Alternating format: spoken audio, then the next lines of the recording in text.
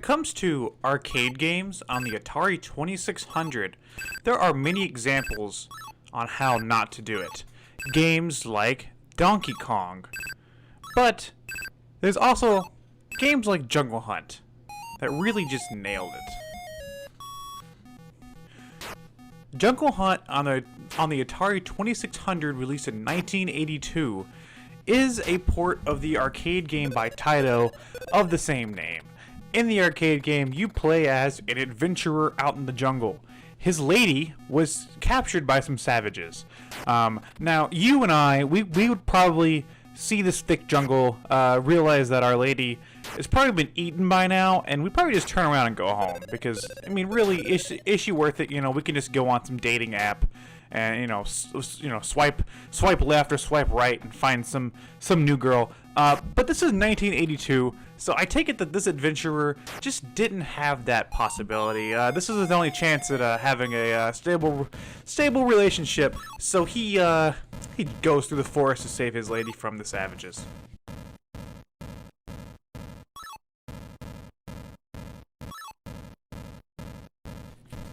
Jungle Hunt is a really cool game. I've played the Taito arcade game. This version is really close. You play as the adventurer guy. He has a name. I don't know it, and I'm too lazy to look it up. But you swing on vines, you swim through the water, you jump over boulders, and save your lady from the savages. That's it. It's a really classic arcade game. It has some platforming elements and whatnot in there. It's a lot of fun. Like, this is like Uncharted before, Uncharted.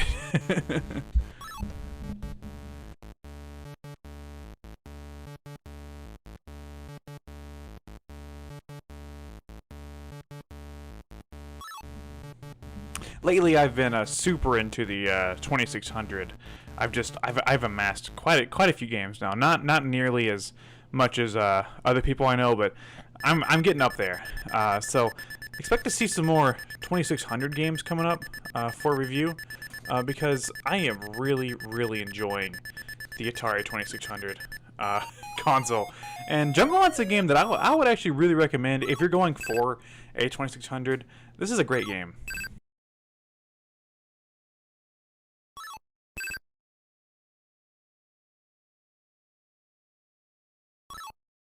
And like I said, the game's really close to the arcade original. It looks great, it plays great, it sounds great. And you gotta love the simplicity of games like this, because you really only need one button to play.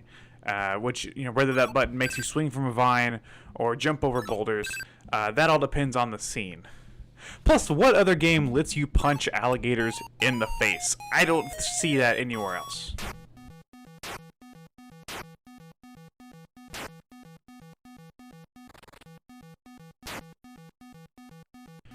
Jungle Hunt on the Atari 2600 is about a man who just can't let go. So what? Your girlfriend was eaten by savages. Just move on, dude. That's all I'm saying. Just it's time to move on, guy.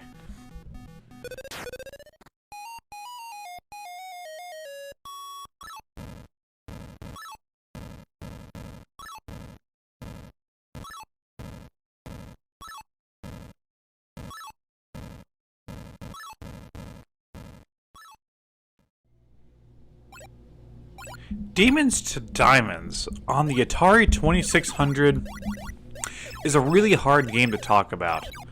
Whenever you first look at this game, it looks almost like it's supposed to be some kind of a spaceship shooter, something like a Galaxian or a Space Invaders. But you would actually be very wrong. Looks aside, this game actually uses the paddle controllers, which by itself, the paddle controllers are they're a little janky at times. They're good for games like Warlords and Atari Circus or whatever, Circus Atari, sorry. But Demons to Diamonds, when I first started playing this, I didn't really understand what the purpose was. The paddle moved my little spaceship-looking thing at the bottom back and forth. But whenever I shot the demons, some of them turned into, like, crossbones and shot me back, and I died really fast. That is until I learned how you're supposed to play this game. Okay, so at the bottom of the screen there, you see your little spaceship thing is, well, mine's like a maroon color. That means I'm supposed to be shooting the maroon demons. If I shoot the other the other demons that aren't maroon, the other colored demons, I don't know why I can't fucking talk. If you shoot the other ones, they turn into crossbones and they become a hazard for you. So you can't just shoot up the screen. You have to hit your own colored demons. And most times whenever you shoot one of your colored demons, they turn into a diamond and you can shoot and collect the diamond. It's a really interesting concept because if you're playing this on 2-player, there's a person on the top side of the screen and they play as the other color. So you're trying to hit your own colors and get your own demons and diamonds. It's really strange. It's a really strange game. I want to say it's fun. I do have fun playing this one. It's just, there was a bit of a curve to like learning what exactly the game wanted me to do. Because all I had to go by is a cartridge.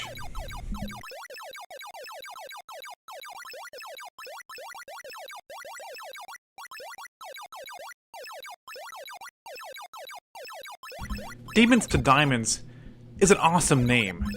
It almost sounds like it could be the name of a James Bond movie, which would be amazing because James Bond, let's be honest, did you guys watch Spectre? Spectre was bad, guys. It was just like a generic, like, espionage terrorist movie. What the hell happened to James Bond? And I love James Bond. So, I think, guys, okay, I think I'm going to pitch this to the studios here. The next James Bond movie should be Demons to Diamonds. For one, that's an amazing name. For two, because we can have James Bond, a man who's done everything. He's had every action sequence. He's even gone to the moon. We can send James Bond to hell to deal with the demons to get his diamonds back. And at the end of the movie, James Bond fights Satan.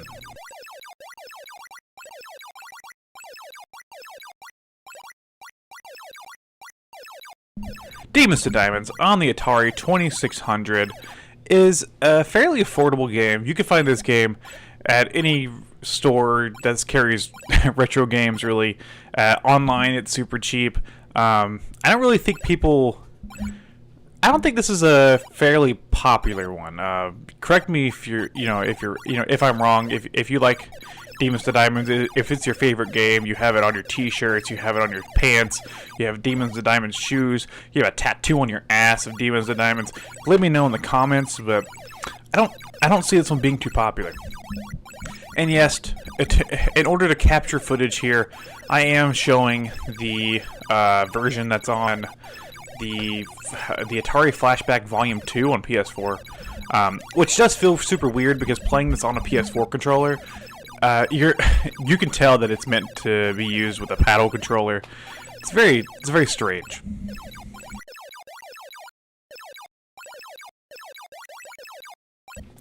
Demons to Diamonds. Half the fun of this game is just saying the title alone. Demons to Diamonds.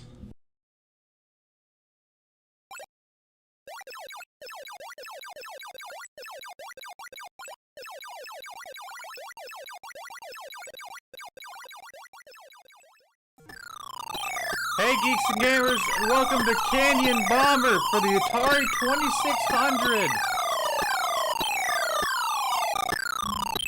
Sorry, the game's kind of loud. Canyon Bomber for the Atari 2600 is a game where you play as an aircraft, either a plane, either a helicopter. It switches back and forth, and you bomb a canyon. You and another player, either a computer player or yourself, must bomb the canyon to see who can get the most points. It's a pretty simple game. You only use one button on the Atari 2600 gamepad.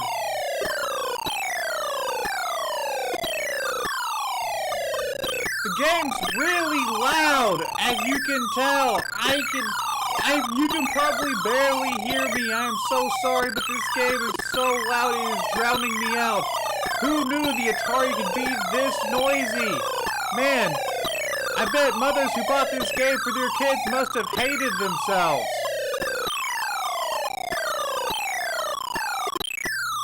I actually find this game to be rather simple and not that interesting. You just push the button to get the most points. That is it. There's really not game design here. You don't use the stick for anything. There's not really a challenge. It's kind of boring.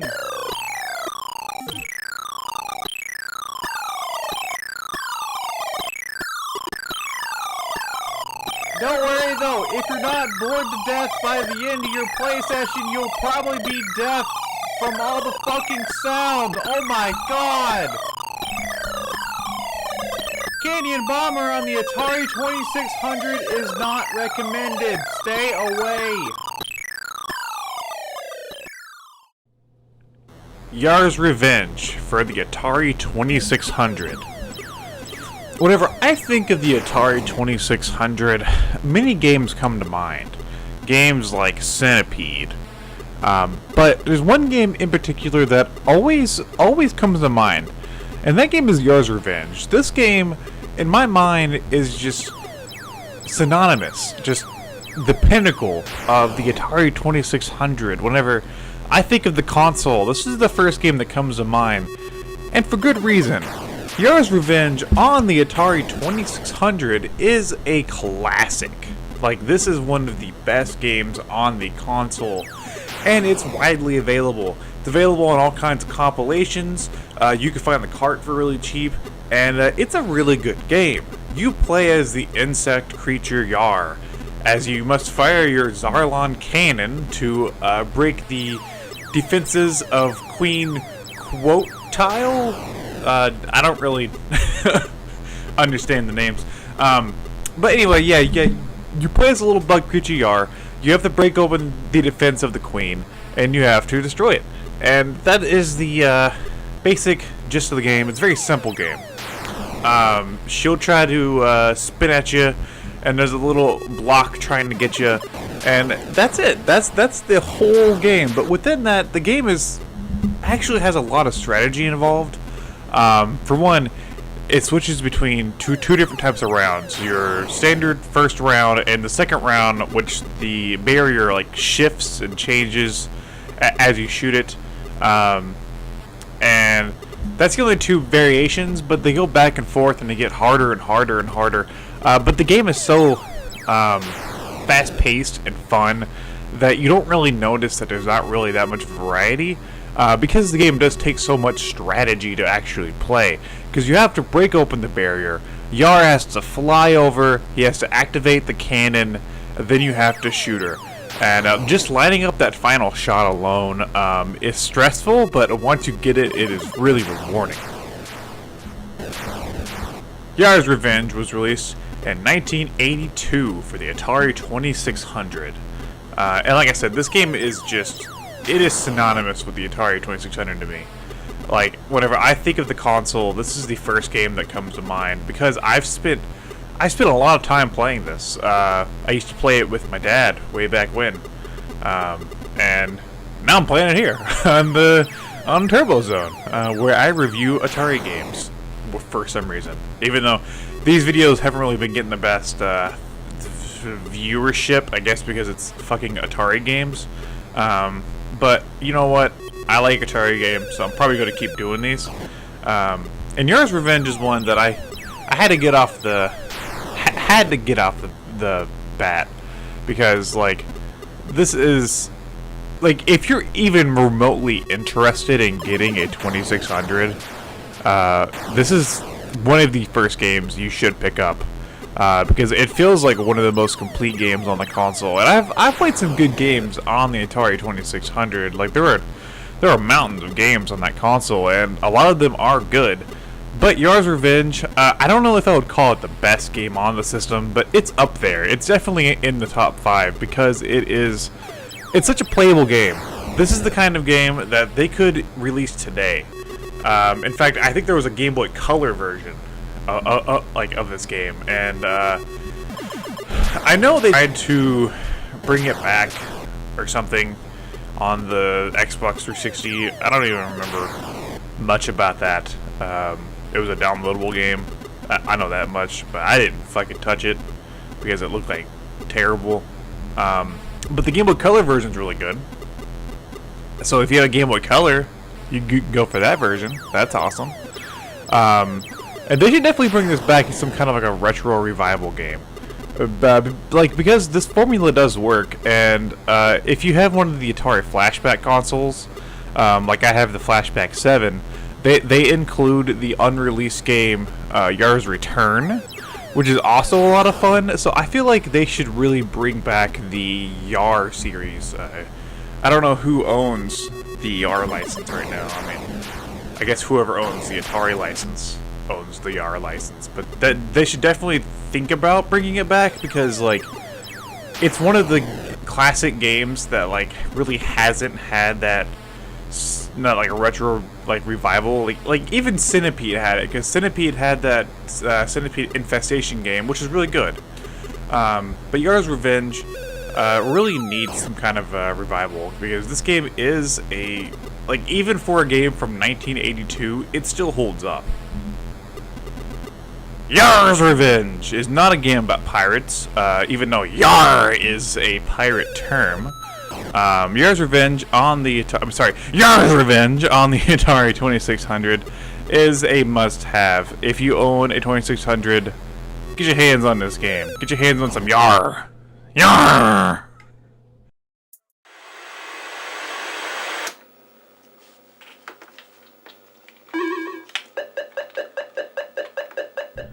The original Donkey Kong that came out in the 80s to the arcade is one of the most influential games of all time. It was the first time that a big budget game like that really tried to push a platforming element, which we all know where that led to, the slew of platformers at a time where most games were spaceship themed, or Pac-Man. Not only is that important, but it also really pushed the story element. It wasn't the first game to really have a story, but it was the first game to really have the story be integrated with the gameplay. Because you played as Jumpman, and Jumpman has to save Pauline from Donkey Kong by jumping up jumping up the levels and saving her. That's the basic gist of the game. So the whole game is wrapped around the story. It was really revolutionary for the time, and it's one of the many reasons why Nintendo propelled into what they are today, where they're this big gaming corporation and stuff. But back in the day, whenever this game was released, Nintendo wasn't what they are today. They didn't have a home console. They didn't have the resources that they do today. So whenever Donkey Kong came to console, it had to come to third parties, like the Atari 2600. What's really interesting to me here is that the Atari 2600 port of Donkey Kong was actually done by Coleco. So a competitor of Atari made a port of Nintendo game to Atari, and Nintendo would later go on to be way more successful than both of those companies. That's really strange to me. I don't understand. That chain of events is really odd. But the version of Donkey Kong here on the 2600 is not that good, I'll be honest. Now, I understand that the 2600, if it really tried, probably could not produce what Donkey Kong had in the arcades. Don't get me wrong. But I've played other arcade ports that, even though they're not as powerful, get it close on a gameplay or a visual level. Games like Dig Dug, which I'm going to review, Jungle Hunt, which I did review, Pole Position, Battle Zone, Centipede, Crystal Castles. There's all kinds of great arcade ports for the 2600, and I don't think DK is one of them, because it's missing one of it's missing a whole stage. Like, it has the first stage, it has the third stage, but it's missing the elevator stage in the middle there. And that really bothers me, because with that stage taken out, the game feels kind of hollow, because you just play the iconic first stage with the slopes, and then you go to the third stage, and then you go back to the first stage. It's just 1 2 1 2 1 2 over and over and over, and I don't know. There is some kind of a charm for seeing this game on the 2600, don't get me wrong. I just think that it wasn't handled the best. This is not my preferred way to play this. I only have this for the same reason that I have the other, just because they're Nintendo games on the Atari. But playing it is a whole nother story. Now, as far as the controls, they aren't terrible. I have had a few times to where I've gotten like the power-up hammer, and I go to hit one of the fire guys, and I still die for some reason, even though I have the hammer. That's kind of backwards. And Donkey Kong is naked. Like, he looks like Sasquatch. Like, he has no, like, I mean naked in the sense that, like, he doesn't even have, like, his stomach and tie and stuff. He's just brown. Like, he looks terrible. Pauline is blonde for some reason. I don't know why. Mario looks as good as Mario can look on the Atari, I guess. But yeah, it's just, even at the gameplay, it still feels a little stiff, and some things feel off. I don't know. I feel like this is a really sloppy port of this game. Not saying I could do better, but I feel like somebody out there could have done better with this. And they really dropped the ball with the Donkey Kong Atari 2600 port. I have played way worse 2600 games. Like, the Pac-Man port for the 2600 is miles worse than this. Like, don't get me wrong, this is way better than E.T. This is way better than Pac-Man. This is way better than, than some of the other terrible games on the 2600. But this game is still pretty lackluster. Just, if you're looking for an arcade experience on the 2600, I don't recommend this. I will recommend it for collectors of Atari games. But if you're looking for something to actually play, get Jungle Hunt, get Dig Dug, get Miss Pac-Man. Not Pac-Man, but Miss Pac-Man, because it's actually really good too. But skip Donkey Kong. Missile Command for the Atari 2600 could have had a whole lot of names. But I think if I had to rename the game, I would call this game Panic Attack, because that's what I feel like I'm going to have while playing Missile Command. I always forget, going into Missile Command, it's such a classic game that I don't know why every fucking time, I forget that by the end of my play session, I am so stressed out.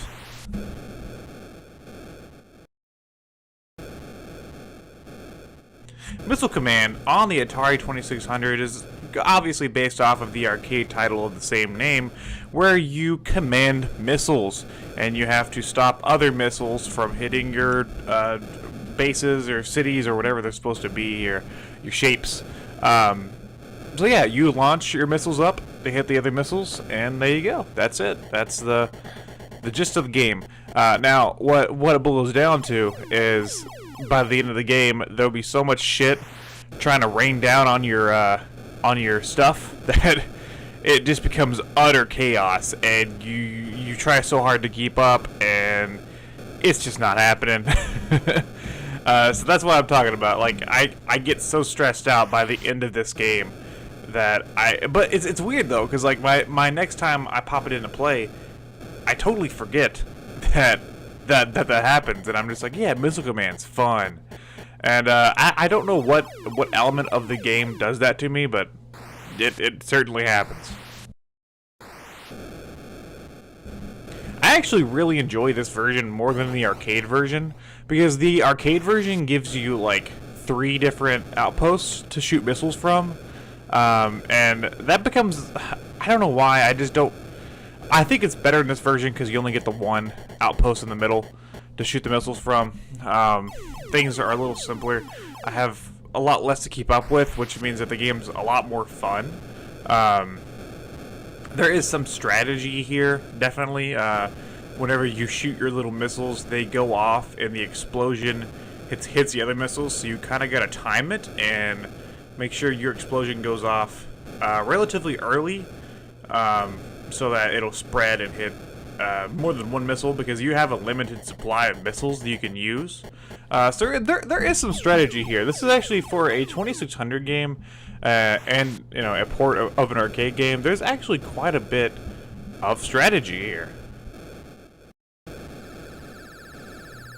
Missile Command on the Atari 2600 is a classic. It's one of those games like Yars Revenge that if you own a 2600 and you don't have this in your game library, what are you doing? Because it is up there as one of the console staples. I mean, I alone own like 3 copies of this game. Like, you can find it everywhere for pretty cheap, and it's highly recommended. I mean, even though you by the end of it you might be a fucking, you might have a fucking stroke, but there for a while the game's actually pretty fun. I mean, Missile Command is a good time. It's just I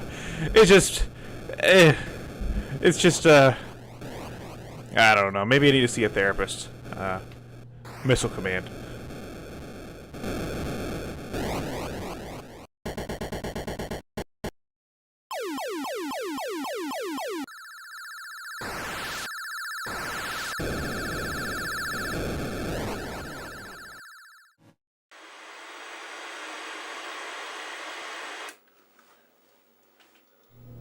Dig Dug is one of those classic arcade games.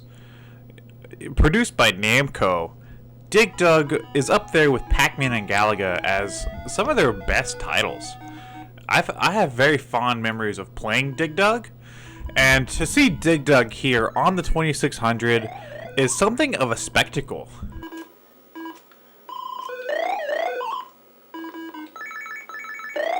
Now, when you first look at Dig Dug on the Atari 2600, you may be a little put off. It doesn't look that great. It looks about as good as Dig Dug could possibly look on the Atari, which is, saying a lot. But don't let the looks fool you, because actually once you get inside of this version of Dig Dug, you may notice that the game actually plays really faithfully to the arcade game. I actually really love this version of Dig Dug on the Atari. It's actually one of my favorite 2600 games because it feels so faithful to playing the arcade game.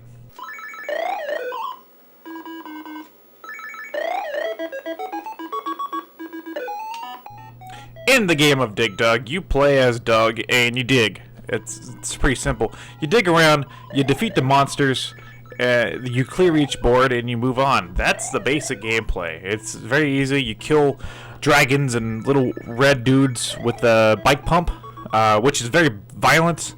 I would not like to be blown up with a bike pump. If that's not the way I want to go. The way I want to go is...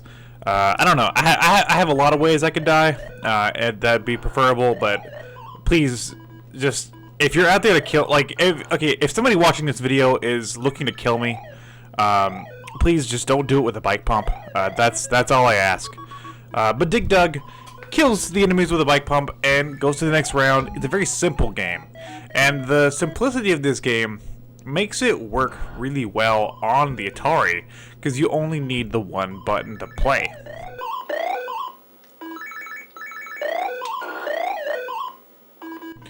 And seeing how well this version of Dig Dug actually works makes me question what happens to the other arcade games like Pac-Man, because Pac-Man on the Atari 2600 is shit. But yeah, Dig Dug can work just fine. If anything, wouldn't Dig Dug be more complex than Pac-Man? It's a question. I know it probably comes down to who programmed each game, but it's just a little nitpick I have that this game proves that good arcade ports were possible on the 2600, and there's a ton of them out there. This one is pretty affordable. I would say if you're looking to get your hands on some 2600 games, Dig Dug is a good choice on the 2600. I really enjoy this version of Dig Dug.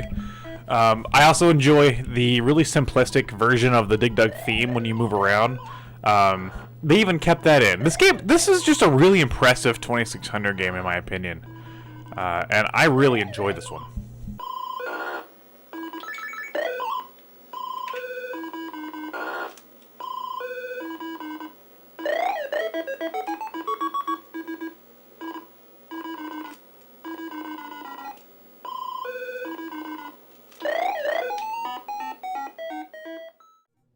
on the Atari 2600, there are tons of sports games.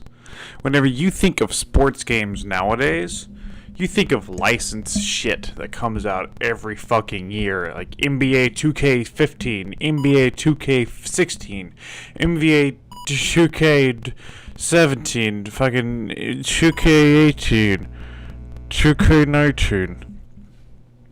And usually, with modern sports games, it's just the same game with a little update, you know, like a little roster update, sold at $60 every year, so that the fucking idiots that buy these games can just give them more money. Give them some more money. And I'm not trying to blame the Atari 2600, but this is basketball on the Atari 2600. Just basketball. Basketball is not sponsored by the NBA. There's no 2K slapped on there. It's not some street thing. There's no name. There's no fucking anything. This is just basketball on the Atari 2600. It doesn't even have teams. This is pure fucking basketball. And that's all it needs to be. This is before sports games became... They got out of hand. They got way out of hand. They even got out of hand on the 2600. There are tons. There were like, I think 2 more basketball games, like real sports basketball, and I think there was like super basketball if I'm correct. Yeah, so just basketball. I just want to focus on the first Atari 2600 basketball. I don't know if this is actually like the first video game rendition of basketball. I would probably guess not. But you know what? If this was the first like attempt to make a basketball video game, this game's actually pretty fun. It's pretty simple. There's just 2 people on a court, and they shoot the ball into the goal, you know, the basket, whatever. And that's it. That's the whole game. The game's really fun with 2 players. The footage you're watching is me playing against the computer. I'm the purple guy, and the computer's the green asshole there. And I'm calling him a green asshole because I swear to God, I could not steal the ball. I couldn't figure out how to steal the ball. He would take it from me, no problem, but I couldn't get it from him. And he maybe they needed to have a little bit of a... I know this is asking a lot from an Atari 2600 game, but maybe they could have had like a difficulty selection for the computer, because oh my God, like he landed every shot that he threw, except for I think 1 out of like both the games that I played. It's fucking ridiculous. But on a basic level, the game works. It's a fun, simplistic version of fucking basketball. There's no overcomplication. There's not an ad in the background for Pepsi and Doritos.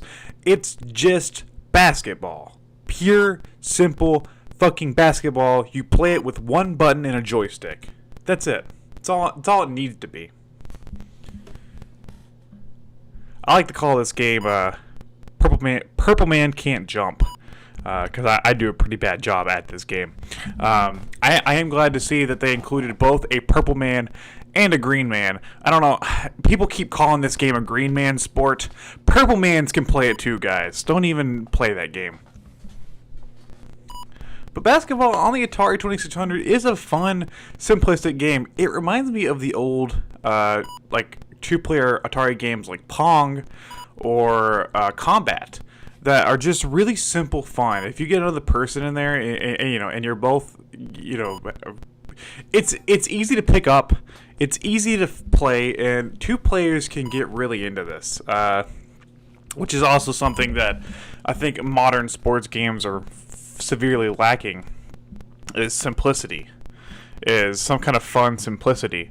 That's why you always see games that come out, like a Mario sports game, like a Mario tennis game, get more prominently shown than other fucking actual tennis sport game, is because the Mario sport game is focused on the arcade simplicity.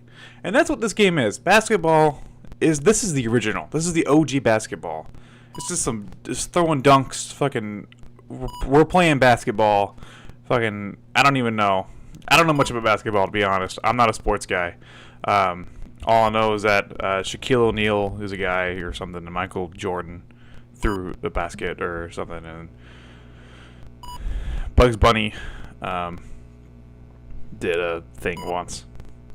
Basketball.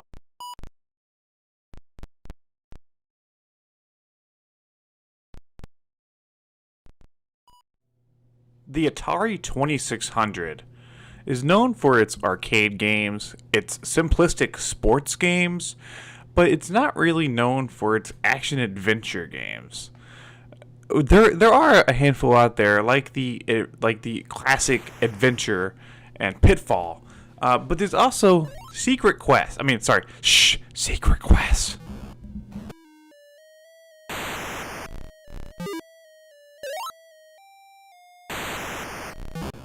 Secret Quest is a game on the Atari 2600 by Nolan Bushnell. Nolan Bushnell is I believe he was just like the founder of Atari, so that's pretty cool. In Secret Quest, you play as what I can only describe as a member of Devo. As you board an alien spaceship, you have to go room to room, find a secret code, which I guess is why it's called Secret Quest. Go to the detonation area, enter the code, set off the self-destruct feature, and get to the teleporter before it explodes. That's the basic concept of each level, which is more complicated than most games for the Atari. There are more complicated games out there, like the Sword Quest series, but this game overall is pretty. I think the concept works because it's not too difficult to understand. At first, I was having issues until I read the manual, and I kind of got it. It clicked. It clicked. So going room to room as your member of Devo, you have what I can only describe as a not lightsaber, because it's definitely not a lightsaber, but it's a sword that uses energy. So going room to room, you battle enemies. You either get energy for your sword or oxygen to keep yourself alive, and that's the basic concept. That's it. That's the game, and it works really well. I feel for the Atari. Granted, there are 8 levels, and I only ever got to like level 4 because I'm not that great at this game. But I do really appreciate what this game is trying to do.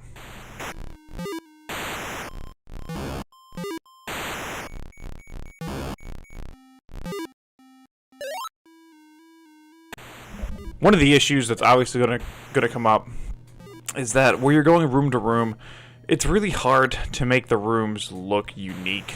I'm sure they could have added some kind of like a pattern or something to make it look better. So while you're playing, some areas do get kind of complex with the layout. But what is cool is that every time you play through, the level layout is going to stay the same. The only thing that's going to change is the detonation code.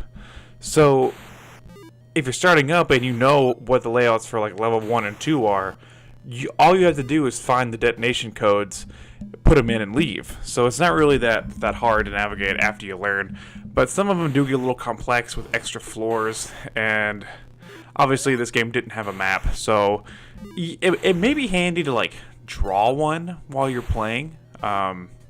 I know that's kind of archaic, but sometimes in these kind of games that's what you gotta do. Take the original Metroid on NES. That game also suffers from from the same issues. It's still a fantastic game. I love Metroid, one of my favorite games of all time. But it suffers that same issue where the graphics were just they weren't there yet. So every area looks pretty similar. And that's just a product of the time. That has nothing to do with the talent behind the game. But the game itself is pretty cool. I like these adventure-style games on the Atari, as long as they aren't too complicated. Like I said, Sword Quest, those games get super complicated for no reason. But Secret Quest is a pretty fun time.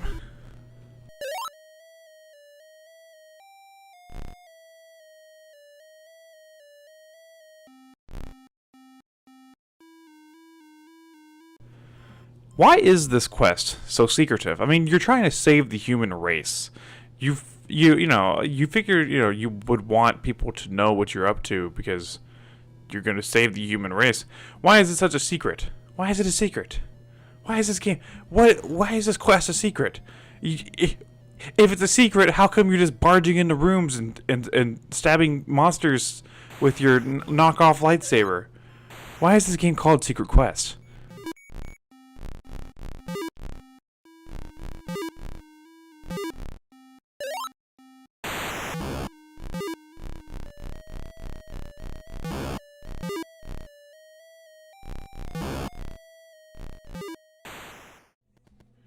Welcome back to Terror Zone, geeks and gamers.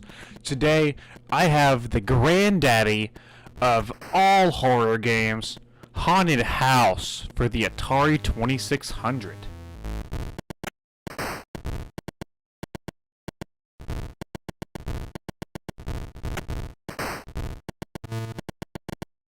Haunted House on the Atari 2600 is exactly what it says. It's a game where you go through a haunted house. First-time players of this game might not understand fully what is going on, and for people who wish to play this game, I would highly advise to read the manual. Not only does it give you a story of why exactly you're in the haunted house, but it lays out your objective. So while going through the haunted house, you have up to, I think it's like 4 floors. And while traveling through the floors, you have locked doors, you have keys you can find for the locked doors, and the whole point is so you can gather the pieces to, I think it's like a lamp or something, or like a trophy, I don't know. The pieces of this vase, and once you get all the pieces, you can get the fuck out of there. That's the basic premise. While going along, you have different ghosts and spiders and ghouls that'll come and try to scare you away. It's actually pretty cool. This game actually has has a few different difficulty settings and game types. The best one is the one I'm playing here, where you're in the dark, because that you have to kind of feel your way around. And that actually, honestly, kind of does lead to a few scares, because you don't know what's around each corner, and you kind of have to memorize in your head where you came from and where you're supposed to go. It actually works really, really well for this kind of game on the Atari. It's actually really impressive that they were able to kind of pull off this kind of a horror atmosphere on the Atari 2600.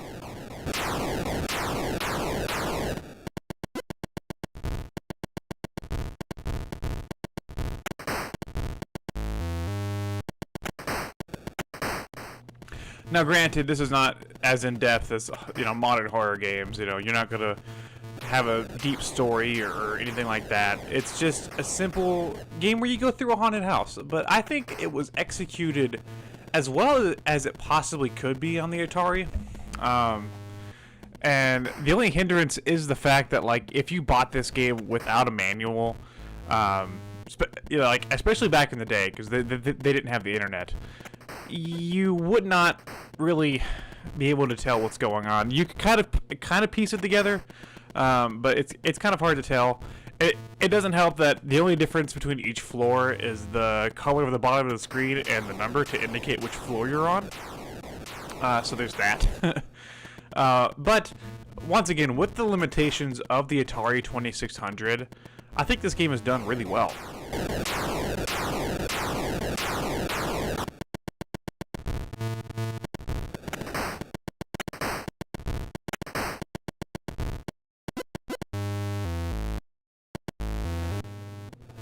So yes, this is the spookiest game on the Atari 2600, which the Atari 2600 is one of my favorite consoles. So to see something this spooky come out of the console makes me a little happy, and it fits well here in Terror Zone. There actually is a sequel, well, not really a sequel. It's like a homebrew pseudo sequel called Haunted House 2. But I actually don't like that one as much, because it uses the same, I guess, graphics and engine and stuff as Adventure, and Adventure just doesn't lend itself well to a horror game, I'll be honest. But Haunted House works really well. I really like the ghosts that like dance the jive on by. Do do do do do do do do do. They just dance on by. And also, I love that effect whenever you get hit and your eyes spin around and it goes. Like it's supposed to sound like thunder or something. Like that's super cool. That's a sound only the Atari 2600 could possibly make.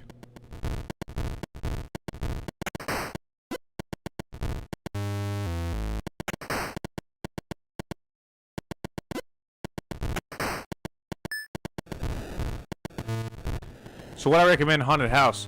Yes, but I would advise reading the manual or looking up the manual or just finding a guide on how to play.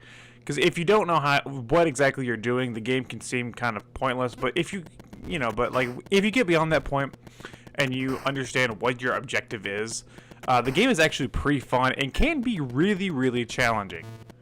I think this is a majorly overlooked horror classic. I think when people think of classic horror games, this isn't one that really comes to mind. But I love this game. I think this game is a lot of fun.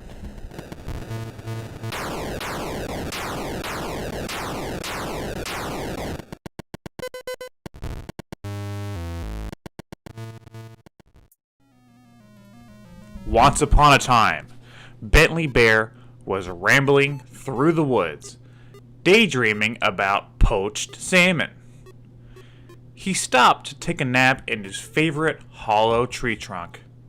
But when he awoke, he found himself inside a huge castle, glittering with diamonds, emeralds, and pearls. Though Bentley didn't know it at the time, he was trapped in Crystal Castles, home of Berthilda, the witch, and her evil cronies. To escape their spell, he must harvest the gems in the castle before Berthilda and her malicious gang send him into permanent hibernation. That is the story of Crystal Castles, straight out of the 2600 manual.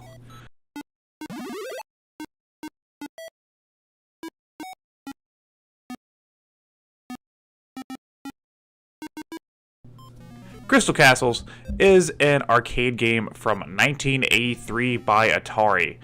The arcade game is notable for using the trackball to move Bentley Bear around to collect the diamonds in each floor, almost like a Pac-Man style game. Now, with that said, transitioning over to the 2600 is kind of weird because the 2600 doesn't have a trackball, so you're having to play with a joystick. Or in my case, I use a D-pad. I use the Sega Genesis controller, but it feels a little slippery because you can tell the game's meant to use a trackball.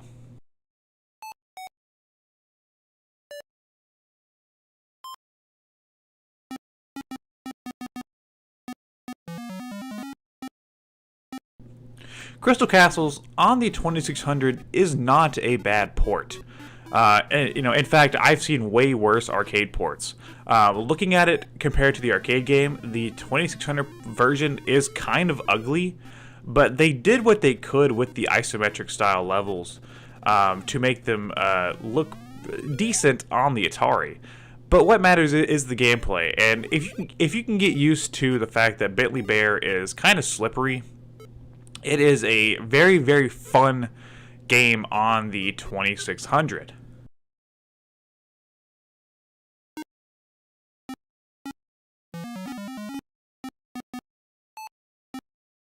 I love Crystal Castles in the arcade. It is one of the most underrated arcade games ever.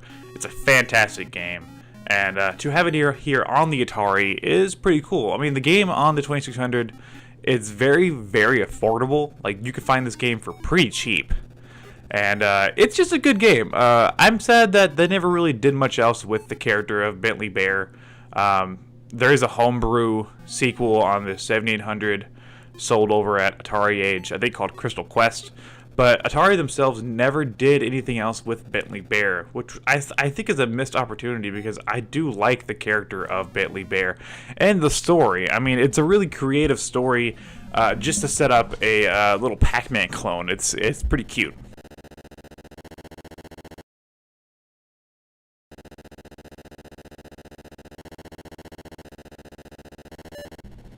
Is this game the best game you've ever played?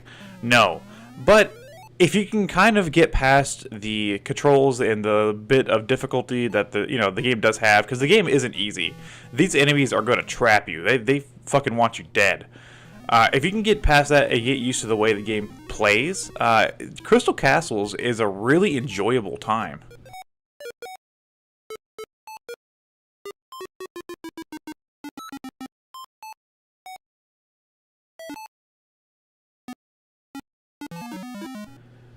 I wish I could find a poster of the Crystal Castles box art, because I love this game's art. This game is one of the most imaginative Atari arcade games. You know, because the rest of them are like asteroids, you're just shooting shit. Missile Command, you're just shooting shit. Centipede, you're just shooting some shit. And those are good games, but Crystal Castles is really unique and stands out in the arcade library that Atari had back then. It's something that I feel they marketed. Maybe they saw how well Pac-Man did, and they wanted to market something towards that broad Pac-Man type audience. And it's a fairly good game. Is it better than Pac-Man? Hell no. But if you like these kinds of Pac-Man style collectathon games, it's very, very fun. And like I said, playing it here on the 2600 definitely is not bad. This is a good game on the 2600.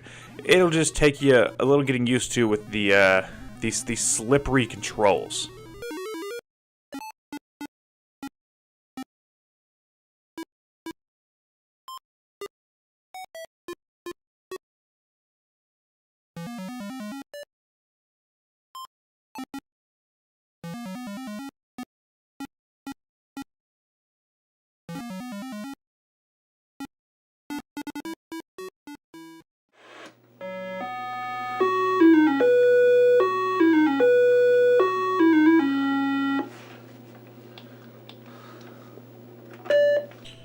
Star Wars: The Empire Strikes Back for the Atari 2600 is a tie-in game for the film Star Wars: The Empire Strikes Back, one of my favorite movies of all time. I am a huge Star Wars fan. I actually just got back from the theater to see The Last Jedi, and I thought I would put out a Star Wars related review to celebrate.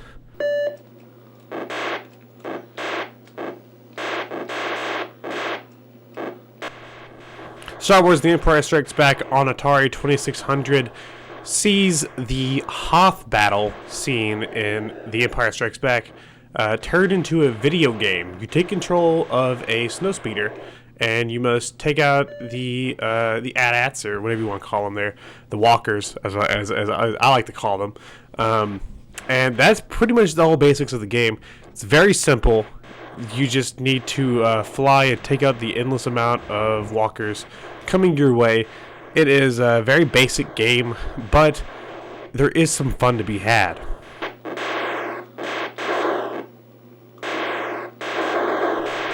I do really like this game's presentation. For an Atari 2600 game, it does look really, really nice. And the game doesn't really need to be that complicated. I mean, it plays a little bit of the Star Wars jingle whenever it starts up, and you get going. It's fun to get better and better at taking out the walkers. They have weak spots that pop up, and it's actually kind of challenging to avoid their shots.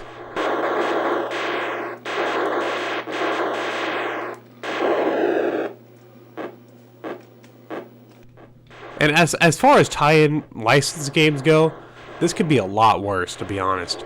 I mean, this game is not bad. In fact, I would really recommend this game to collectors of the Atari 2600. It is a fun experience. Star Wars fans rejoice. This game is definitely definitely worth the Star Wars name. The Empire Strikes Back is fantastic film. If you want to know my thoughts on The Last Jedi, I thought it was pretty good. I liked it better than Episode 7, which I did like Episode 7.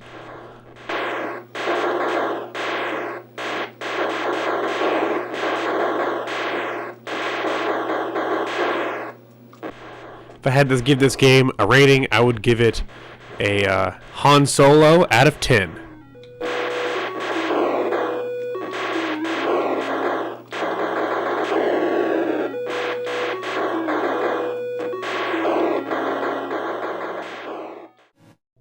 You know how sometimes you just you find that game, that really obscure game that just catches you off guard, ends up being a game that you spend a lot of your free time on, and you end up loving the game? Yeah, bowling isn't that game.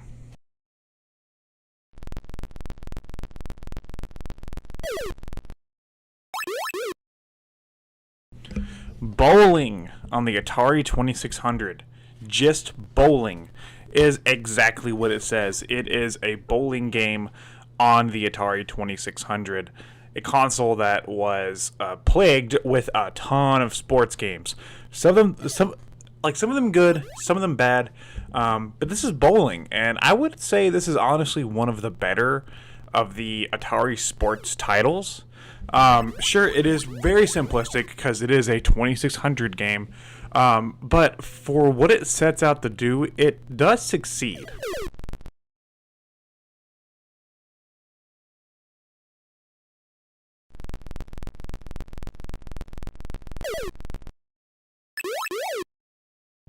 The problem with bowling is that it's bowling on an Atari 2600. It's kind of boring. You don't do anything else. You just you select your spot, you have your guy roll the ball, and you hit the pins over and over and over and over. I could definitely see this being a big seller at the time, kind of like how Wii Sports Bowling was a big seller of the Wii for a lot of people. I could see this definitely being a big seller in the 70s for people that wanted to play the 2600, because bowling's a really relatable thing. Everybody's probably gone bowling at one point in their life. If you're good at it, if you're bad at it, it doesn't matter. It's bowling, simple concept. Everybody understands how to do it, and this game is fairly fun for being a bowling title. It's just very limited in what the game can do.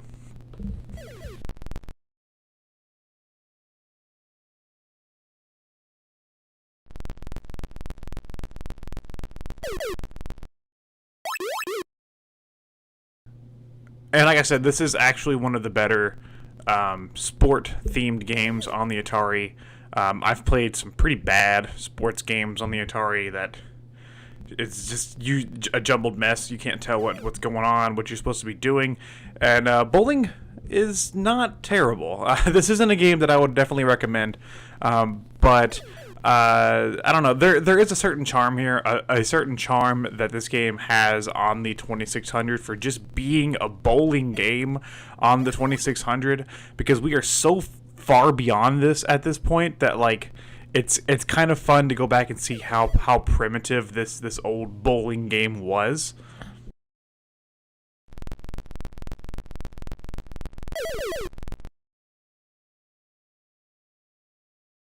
Plus, I'm really sore right now, so I can't actually go bowling. I have pleurisy right now. Pleurisy is when you get an infection on your lungs, usually caused by bacteria left over from a cold or some sort of illness. And I have been very, very sore recently. My chest and my back has been very sore, so I can't actually go bowling right now because I can barely work right now. So I guess if I can't actually go bowling, the next best thing I can do is play bowling on the Atari 2600, one of the best consoles of all time. Bowling, one of the most classic staples of American culture. Bowling on the Atari 2600 is a match made in heaven.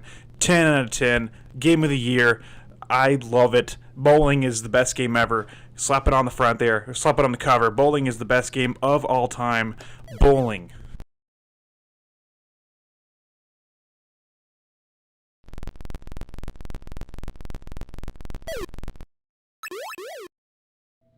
Once, long ago, in a distant land, lived a king named Frederick. He took very good care of his subjects and pretty much let the kingdom run itself. One day, King Frederick and his wife, Queen Christina, decided to start a family. To their surprise, Queen Christina soon gave birth to quadruplets, 4 healthy sons, all at once. The king and queen were overwhelmed. The years passed quickly, and Frederick's sons grew to be strong young men. But they were nothing like their kind and peaceful father. They were just the opposite. The 4 sons of King Frederick fought constantly over anything and everything. Their fighting was so fierce that even the normally unconcerned Frederick became concerned. Left to his violent and competitive sons, his peaceful kingdom could very well be destroyed. The solution King Frederick decided upon was drastic, but he knew it had to be done. His 4 sons were banished from their homeland and sent far away to a forbidden land, where they became warlords, divided their newly acquired territory into 4 equal sectors, which incidentally was the first and last thing they ever agreed upon. They then took to building their own castles, after which the battling resumed and never ended. They stopped catapulting fireballs, lightning balls at one another only long enough to rebuild their damaged and war-torn castles. After repairs, the fighting always began again. So King Frederick's warlords have been battling for many centuries, and now it is upon you to carry on their long-standing feud. The 4 sons have been locked inside this game program. They've stored enough fireballs and lightning balls so that they'll never run out.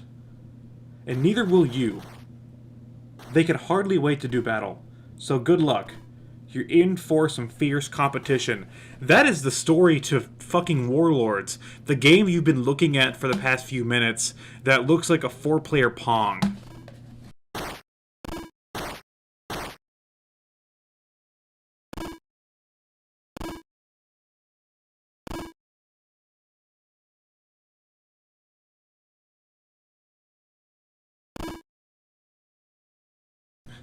I was actually reading that out of the Essential Atari Flashbacks companion book, which I would highly recommend that book. I'll probably do a review on it at some point. But wow, they really had a deep and interesting story to go along with this fairly simple 4-player game.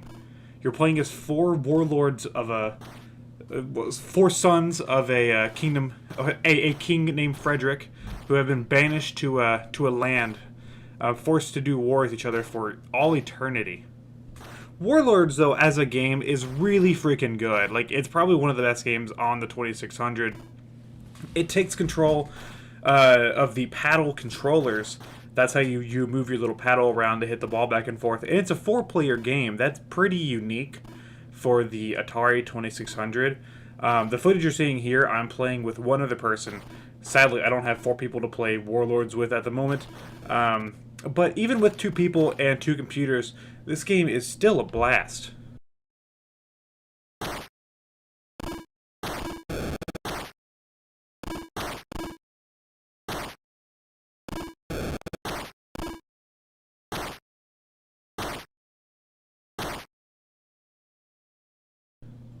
Pretty simple concept. You take control of your zone, move your paddle, try to hit the ball back at the other players, and don't get your kingdom destroyed. It's very, very simple. But it gets really chaotic as the matches go along, and a lot of fun. Like I said, to play this on an actual 2600, you do need the paddle controllers. You'll need 2 sets because each set comes with 2 paddles. So that's how you play 4-player. But also, if you have the Atari Flashbacks collection on Volume 1 on the PS4, it is on there, It's 4-player on there too, so that might be the best way to play it nowadays. It's a very, very fun game.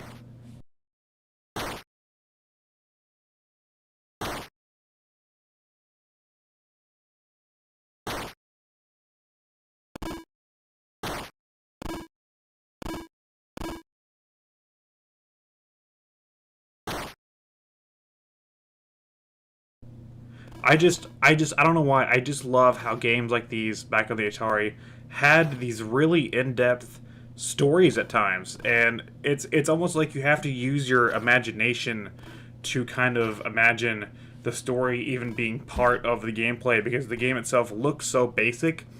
It's what really brings me back to the Atari.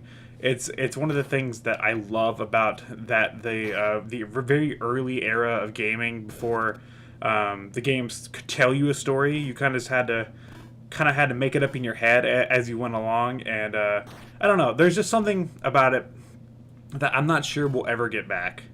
Warlords is a fantastic multiplayer game. I really recommend this game to people who like Pong. If you have a 2600, you probably already have this game.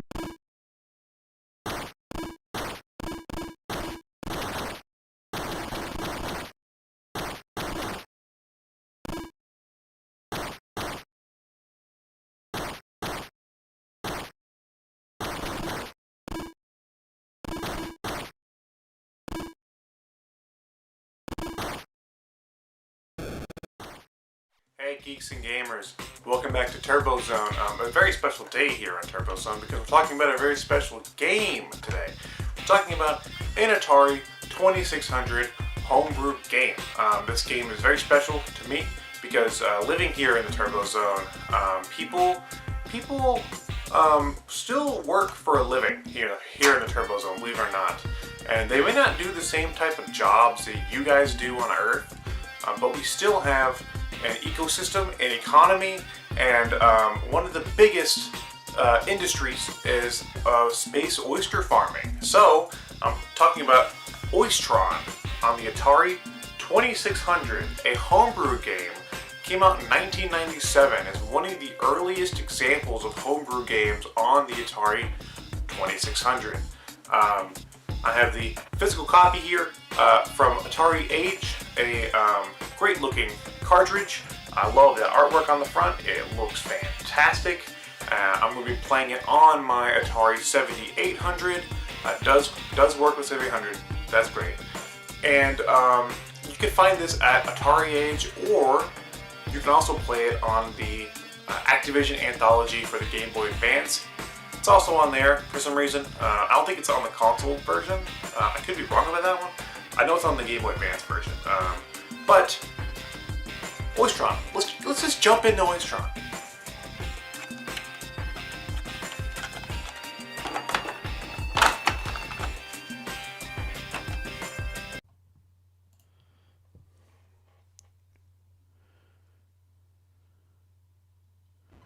Oystron from 1997 is a homebrew Atari 2600 game developed by Piero Cavina. I hope I'm saying that right.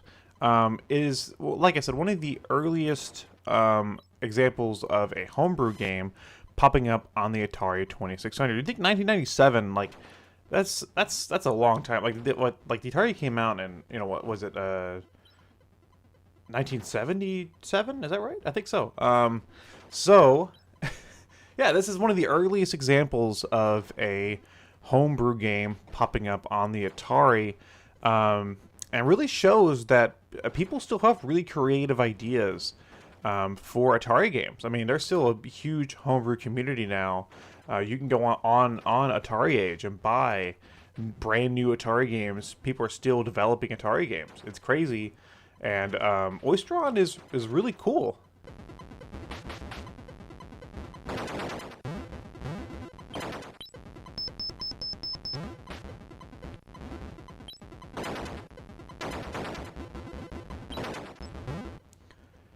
Oystron is an action game where you use the joystick and you fire at enemies and collect pearls by shooting the blue space oysters. This game is one of those games that initially you want to read the manual, which if you buy the physical version of this game, it does come with a manual, or you can look it up online, because it's a little hard to tell what you're supposed to be doing at first. So basically, you fly the little ship around, and between the two dotted lines, that's your, I guess, your quote-unquote play field. As the blue oysters, space oysters, fly your way, you're supposed to shoot them, collect the pearls, and drop the pearls within the play field. Other enemies will come to your playfield and try to either destroy or take your oysters. Things like little Cheerios, space fish that explode. I know they're supposed to be bombs, but they look like space fish. Ladders, other shake weights, just like funny looking little objects will come and try to take away your pearls. So what you want to do is you want to collect the pearls and line them up and lines on the in the playfield to earn points. And it's very it's fun, but it takes a lot of focus because it's like playing a spaceship shooter and a puzzle game at the same time. You really got to be able to manage where you're placing your pearls while you're shooting. You don't want to just mash the shoot button because you end up placing your pearls everywhere and you'll never make any progress. I'm not the greatest at this game, I'll be honest. I started off doing pretty bad, and I couldn't figure out why. Like the spaceship felt really uncontrollable at first. Like I was sliding into everything, and I was like, "Oh, this isn't any fun." So just whenever I was about to give up on the game, I switched over to the Sega Genesis pad. I plugged in my 6-button controller, and I was like, you know what? I'll give it a try with this. If I still can't play this game, I'll move on and talk about something else. So I plugged in the Sega Genesis 6-button controller, and lo and behold, the D-pad made this game infinitely more playable than the joystick did. It was crazy, and it's a shame because whenever I play Atari games, I like using the Atari joystick. It has that authentic feel, so it's playable with the Sega Genesis gamepad, and that's the way I would recommend playing it. But I really did wish it felt better with the joystick.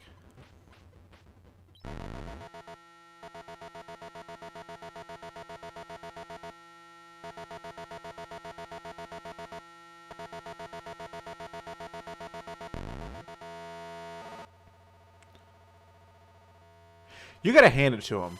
This game is super creative. This is like one of the most involved Atari games.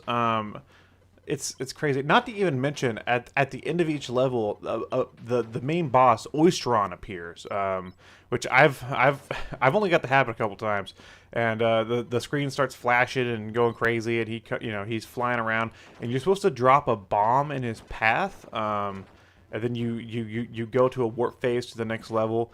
But I'm not that good at this game, so I didn't get to that point. I got to the point where I could drop the bomb in his path, but I never actually killed the guy. But this is the kind of game that you want to practice and play. It's very fun. It's very different. Like I said, it's like a spaceship shooter mixed with a puzzle game. I don't know. It's hard to explain what really makes this game stand out amongst other games on the console. Because take a game on the console like Space Invaders or something like that, or Demon Attack, where you're just shooting the aliens and moving on to the next stage. This game, you don't really do that. You shoot the enemies, but you also need to shoot the space oysters and get the pearls and put them in rows of 8, and that'll get you a bomb. And whenever Oystron appears at the end of the level, you gotta kill him. It's kind of like, it kind of reminds me of Yars Revenge, if Yars Revenge had a puzzle game aspect or something. I don't know. It's very odd, and I'm kind of curious how they really came up with this one. It's very creative.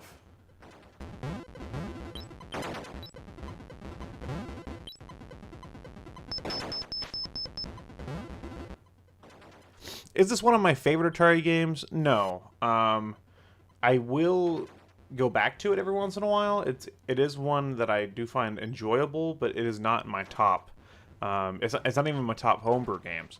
But being an early example of what homebrew games could be on the Atari, and really like breathing new life back into the 2600 scene, Oystron's special, and this is a highly regarded homebrew game on the Atari, and I can see why. It is fun. It is very fun, but like I said, I do wish it was a little more playable with the joystick.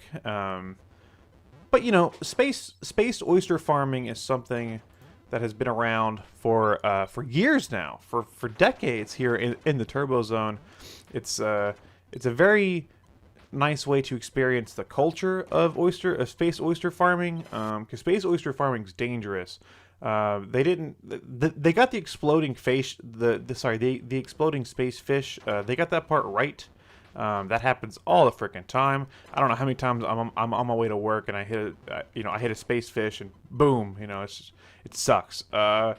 But it's a good way to experience the culture. And who doesn't like space fish? Like exploding space fish? I mean, I like shooting them. I like to kill them because they're annoying as all hell. But I don't know. I'm just rambling at this point. Oystron on the Atari 2600 comes recommended. I do think this one is worth owning the cartridge.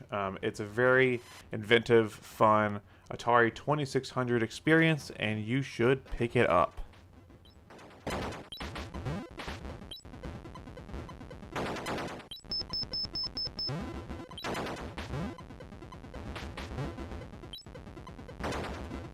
That was Oystron. A pretty cool homebrew game. It is pretty difficult. Not one that I'm great at, but one that I am glad I own. I'm glad I own this cartridge. I love owning physical Atari 2600 cartridges. They look fantastic. I have a ton of Atari games. So if you would like to see more Atari homebrew reviews or videos or just more Atari videos, please let me know. I would love to do more Atari videos. I know that's not really a big topic on YouTube, but it's something that interests me, and hopefully it's something that interests you if you're watching this. Thanks for watching, guys. Hope you're enjoying the video. I hope to keep doing Turbo Zone, make it more frequent now that I'm settled here in my brand new Turbo HQ. Check out the background. I got Sega Genesis cases back here. I got tons of cases back here. Look at this. I got like Lotus 2, Herzog's Y, fucking Bad Port of Doom. I love Bad Ports of Doom. This wall makes me happy because Sega makes me happy, and so does Atari. If I could just like fill this wall with boxes, that'd be amazing. You ever have that friend that you knew from high school or wherever it may be, that you remember being a really cool guy? You guys used to crack up all the time. Loved hanging out. It was, just a real treat to see him. He was always the guy that made friends with everybody, and was always a really chill dude. And then maybe 10 years later, you're at the grocery store, walking down the cereal aisle trying to pick out which brand of cereal you want. Should I buy Special K or Life? I mean, I am an adult, but man, those Captain Crunch, they sure do look good. And then you see him coming down the aisle. Hey, that's that guy I used to hang out with way back when. So he walks up and he goes, "Hey man, how you been?" And you're like, "Oh, I'm good." You tell him about whatever you may have happened, your job, your family, whatever happened between then and now. And he starts telling you about his life, and it's a little depressing.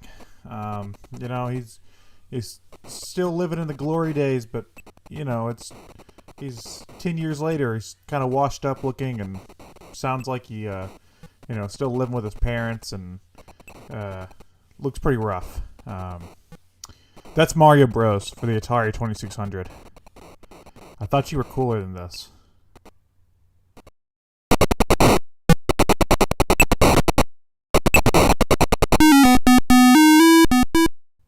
Mario Bros. For the Atari 2600 is strange because it's one of those ports of a classic Nintendo game. When it comes to the arcade version of Mario Bros, I absolutely adore this game. It's one of those arcade games I could play just endlessly. In fact, back whenever I had a GBA as a kid, I had the little Indigo original GBA with no backlight. How did we play anything on those on those screens? They were terrible. I played a lot of the port of Mario World. That's actually the way I first beat Mario World. I had a copy on Super Nintendo as a kid as well, but for some reason I didn't beat it fully. I would always get up to like the forest area and get stuck. I didn't beat it until I got a GBA. But one of the special inclusions, and I believe this goes for all of the Mario ports for GBA, was the original Mario Bros. Arcade game. A game that I played on there a ton. So I sort of have like a weird nostalgia for that arcade game. And, I love collecting Atari. I love playing Atari. Atari is a big part of my DNA. So to play the Mario Bros. Port on Atari is strange. I guess it still functions like Mario Bros, but it's like somebody stepped on the original Mario Bros. Arcade game. The sound effects pierce your ears. I was actually playing this on my phone through an emulator because capturing footage for these kinds of old games is easier that way. I do have a cartridge of this game, but I wanted to play it that way. So while playing, I had some Bluetooth earbuds in, and my god, the fucking sound effects were murder on my ears. Visuals look weird. Mario looks weird. The enemies look really weird. The coins are just like squares that blink at you. Oh my gosh. And like, I get it. The Atari came out in 1977. I'm not sure when the original Mario Bros. Arcade game came out, but it's not going to be able to handle the original arcade version. The thing couldn't even put out NES-style graphics. The thing was pretty primitive. So it's even amazing that they got it to run. So ragging on the graphics may be a little tasteless here. The gameplay, I guess the gameplay is still intact. Jumping feels weird with the with the Atari setup. Jumping feels very stiff. But honestly, like, if I was a kid in the early 80s, late 70s, whenever this version came out, and this was my version of Mario Bros, I think it's still serviceable. It's just really, really damn ugly.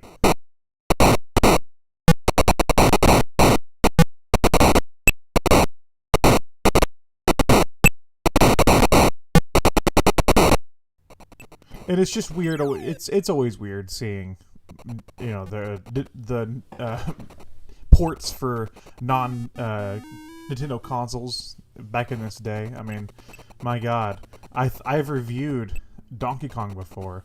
DK Jr. looks worse. If you're looking for weird, look for like the Intellivision or one of those the Coleco versions of these games too. Look very bizarre. It's almost like a weird reality where Mario games just were just look like garbage. It's, and I'm sure for somebody out there that maybe was into gaming during this era but never moved past the Atari, maybe stayed with the Atari and then stopped gaming, never played the NES, never played Super Nintendo, I'm sure this was what they thought Mario was. This is what it looked like to them. I'm sure there's somebody out there who still thinks that, even though that'd be virtually impossible with how big Nintendo is now. Everybody knows Mario. But still, I like to think that there's still somebody out there that this is what Mario is to them. It's very likely. Mario Bros. Atari 2600. Yeah, I mean, it's cool. I wouldn't like go out of your way to get a copy of it or anything. I mean, there's better ways to play this game. Play it on the NES. Play it the arcade version. I think that's actually available on the Switch. So that's a great way to play it. This is more for like if you just like weird shit and you want to play a weird looking version of the Mario Bros. Arcade game. A game that I didn't even talk about the mechanics. Okay, you bop enemies from below and then you kick them. And you clear all the stages. There you go. That's the gameplay. Mario Bros. Atari 2600. My weird friend from school that used to be cool. That you know, dude, it's not cool to live in your van. I'm sorry. Like, you know, I think Best Buy is hiring. Hey geeks and gamers, and welcome to my review of fast food for the Atari 2600 from 1982.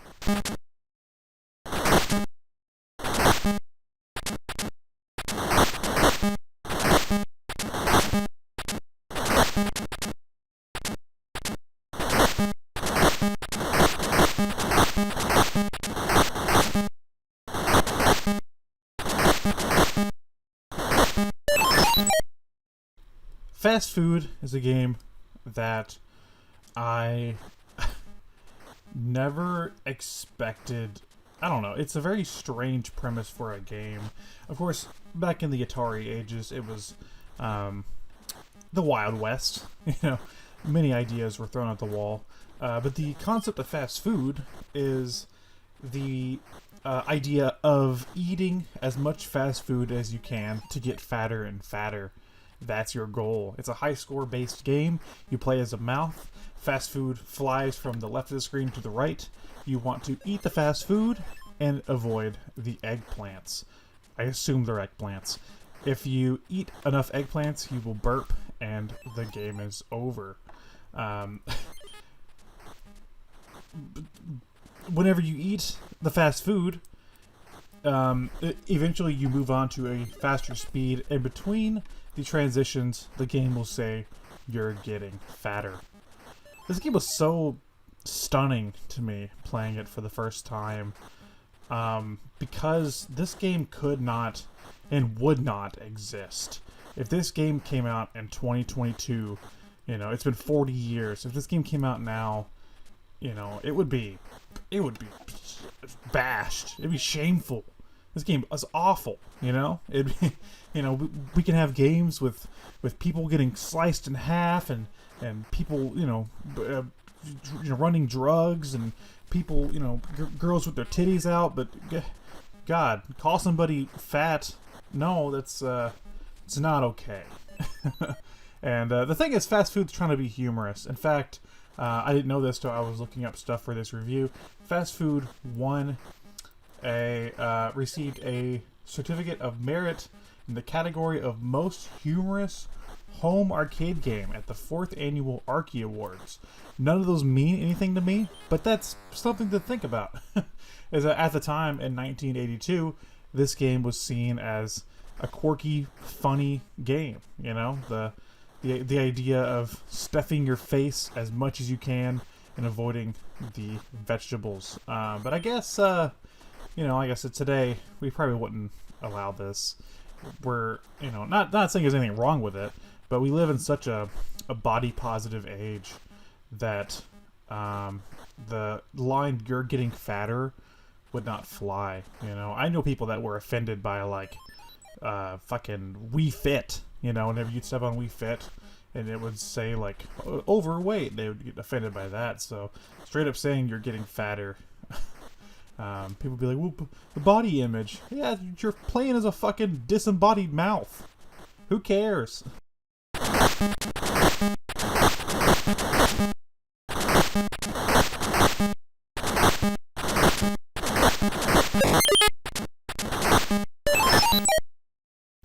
And it's not really like this game's glorifying being fat. The game's, I mean, if anything, it's accurate. Look, if you eat a shit ton of fast food and avoid the vegetables, you're gonna get fat. Call it a warning, but maybe since, you know, it's seen as an objective. If anything, if I could relabel this game, I would relabel it to 2020, because you know, 2020 was a rough year. You know, not saying that the last year and this year haven't been rough, because they have. Since the pandemic started, it's been a rough time. But 2020, especially for me, was a very, very rough year. I had a lot going on in 2020 on top of the beginning of the pandemic. So, for myself, I have a very addictive personality.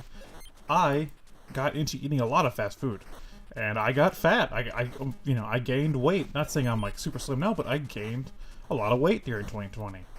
because I have an addictive personality. I've always been that way. I've always been selective with the things I'm willing to try and do, because I know that, you know, if I buy a comic book, next thing I know, I'm buying a shit ton of other comic books. If I play my Game Boy one day, I'm ordering a shit ton of Game Boy games off of eBay. So, something happened, you know, if I just eat some fast food, it's all I can think about is, you know, how much I enjoyed that fast food. And next thing I know, I'm eating a shit ton of more fast food. So, I've gotten better now. You know, I've put myself on a diet last year, and I fell off a little bit, but I'm back on my diet now. But, that's what I would rename this game. I would rename it Alex's 2020 Experience.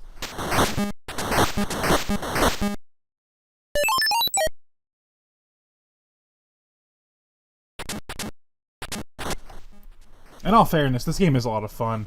Very strange. I didn't know this game existed. I tried it recently.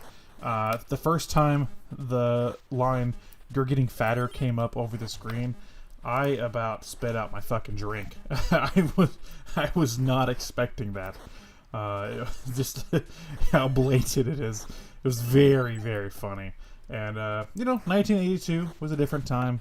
But this game is, you know, a great high score based game. It does have 2-player capabilities.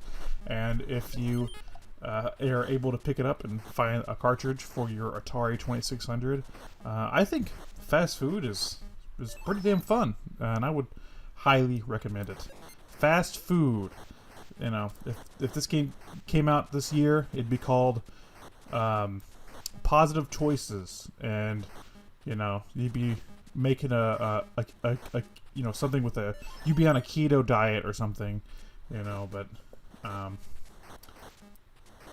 whatever, man. I just want some fucking fast food now. I'm gonna go Taco Bell.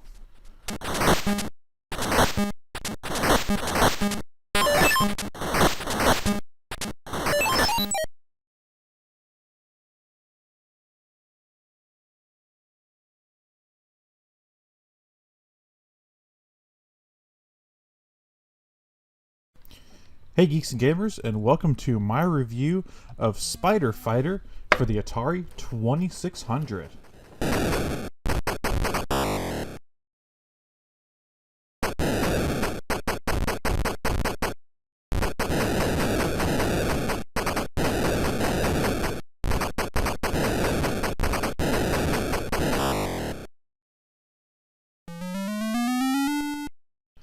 Spider Fighter is a game developed by Larry Miller and published by Activision in the year 1982 for the Atari 2600. Spider Fighter is I guess you call it a shoot 'em up. It's a game akin to other games of the time, like Space Invaders, like Galaxian, like Phoenix.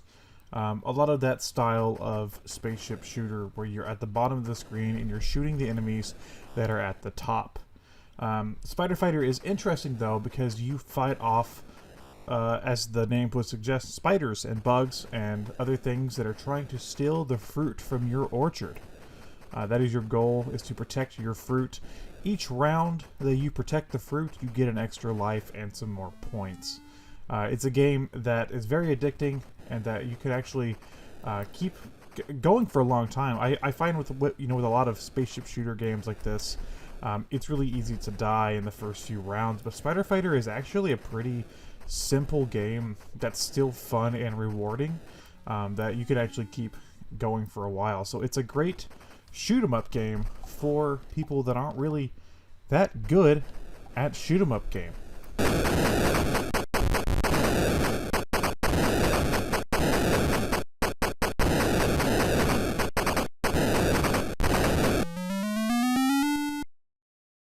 From what I could tell, this game wasn't really one of Activision's more successful titles. In fact, I believe it is not even as successful as... I'm looking at the Wikipedia page here. It says Spider Fighter was not as successful as Activision's other fixed shooter released the same year, Mega Mania. Which, Mega Mania is a pretty damn, good game. So I don't know if this game could live up to Mega Mania. Electronic Fun with Computers and Games gave the game a 3 out of 4 joysticks in the May 1983 issue. And Electronic Games review was more critical, claiming it a keen disappointment in a mediocre title from a superior game company. I find that the one to be a little harsh. I think this game actually plays extremely well with the Atari 2600 joystick. So I wouldn't agree with that at all. Joystick took the middle of the road, calling it a better than average bottom shoot game. The bottom shoot game that somehow looks like it should be more difficult than it is. That's fair, because like I said, the game is pretty simple, and is pretty easy. And in an Atari HQ review, long after the game release, whoever this was, Kita Lida? I don't know. It's definitely not an English name. 2,600 players who are familiar with Activision's usual efforts, which are exceptional overall, might feel a bit let down by Spider Fighter. Wow. So a lot of the reviews are either saying it's okay or bad, which is surprising to me. This is my first time reading these reviews. I was saving this for the episode. Surprising to me because I think this game is pretty good. I think it has a good balance between accessibility and fun when it comes to the actual shoot 'em up segments. Because like I said, it's not too hard, but it feels rewarding. I think it feels great to play with the Atari 2600 joystick, and it's a game that I played with my parents a lot. Not actually on the Atari because I'm not that old, but we had I had the Activision anthology on the PlayStation 2, and that's how I got to learn a lot of Activision's earlier titles, including this one. And this is one of the games we would go back to a lot. Not saying Activision, this is their best game, because Activision does have better games. I would play River Raid over this game. I would play Mega Mania over this game. I'd play Beam Rider over this game. But Spider Fighter still has a lot of charm.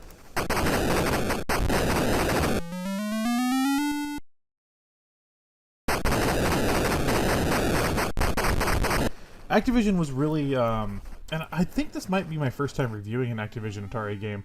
Activision was really ahead of their time because they actually gave credit to the programmers of these games.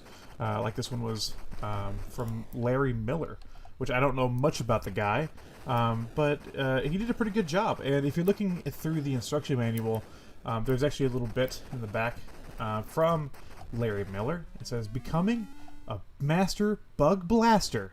That's great. Tips from Larry Miller, designer of Spider Fighter. Larry is the newest addition to the Activision design team. He's an experienced designer, having completed a number of games for home computers. And here's a quote. "As you can see, keeping a fruit orchard isn't exactly easy. Those bugs can really become a nuisance. You can never get rid of them entirely, but you can control them. There are various strategies you can experiment with, but one of the most effective that I have found is to first gun down the lone spy pod. If you can exterminate that spy pod, you halt the flow of reinforcements. Afterwards, you can pick off the rest of the attackers, leaving the master nest for last. Occasionally, the master nest will release a continuous stream of spy pods, and each one you hit seems to be replaced. If that happens, you must immediately destroy the master nest and take your chances against a squadron of angry stingers. Normally, though, it is best to destroy the slower spy pods and green widows that hover near the bottom of the screen before killing the master nest. A low-flying stinger is your worst enemy. So maintain a stiff upper lip and send me a line in between spider fights. I'd sure like to know this year's fruit harvest will fare." And there's a nice sneeze for you too. So as you can see, Larry Miller was very proud of this game, which is great. That's something that if I review more Activision games, I will have to see if more manuals have sections like this from the developer themselves, because it really does give you a sense that he was proud of what he created here, and he should be. This game is a lot of fun. I think critics back then were maybe a little too harsh on it. Spider Fighter's awesome. Game that I recommend. Oh god, I'm sorry, I just fucking sneezed my goddamn brain out. I can't think right now. Ugh, Jesus. Spider Fighter for the Atari 2600. What year is it? I can't... What happened?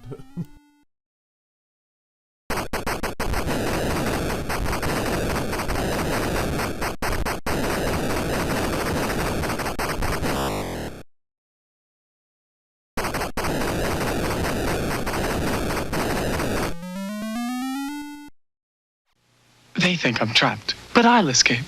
Tunnel Runner, the new video game where you don't look down on the maze. You're in it. Monster! He's smart, I gotta outsmart him. Oh, he's fast, I gotta be faster. Tunnel Runner with RAM Plus, the mega charger Atari VCS for 3 times the excitement. Right, left. Better check the map. It's the exit to another maze. Tunnel Runner from CBS Electronics, where the excitement never ends. I'm not trapped. I'm not trapped.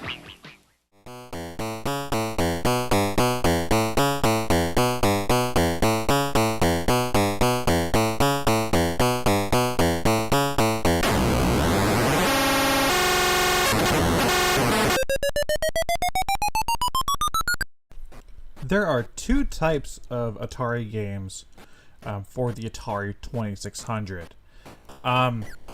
The first type of game is the game that you come to think of. Games like Pong, like Space Invaders, Pac-Man, Warlords, Yars Revenge, Galaxian, Pole Position, Berserk. Just games that are really simple to pick up and play, that once you hand somebody a controller, they can usually figure out what to do from there. Pretty easy games to have fun with. And then there's the second type of game for the Atari 2600. This genre of game I like to call, what the fuck?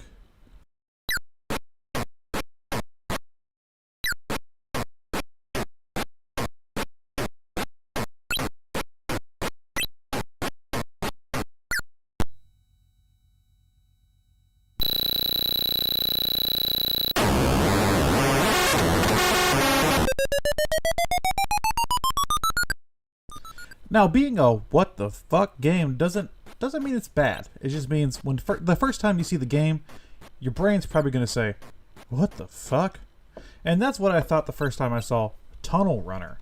Tunnel Runner is a game released by CBS in 1983. Tunnel Runner is a game that uses that was marketed as RAM Plus by CBS. The other games that used the RAM Plus marketing by CBS were Mountain King and Omega Race. I don't have Mountain King. I do have Omega Race. So that is pretty neat. Tunnel Runner is kind of an impressive game and a very ambitious game. It's a first-person maze game. Essentially, you're playing a game like Pac-Man, but in the first person. Now, there are some differences between it and Pac-Man. It doesn't follow the same rules, but you get the basic gist. You're in a maze, and there are enemies that are going to try to kill you. Now, the enemies in this game are called Zots, and one really nice touch I like is that since the game is in first person and you only have a little map that you can pull up when you stand still, it can be hard to keep track of where the Zots are at all times. But each one of the Zots have their own special musical score, and whenever they get close to you, that music will start playing softly and then louder to indicate where it is, behind you, in front of you, side to side. It gives you a chance to react. Very, very clever game design that, again, is very impressive for the Atari 2600.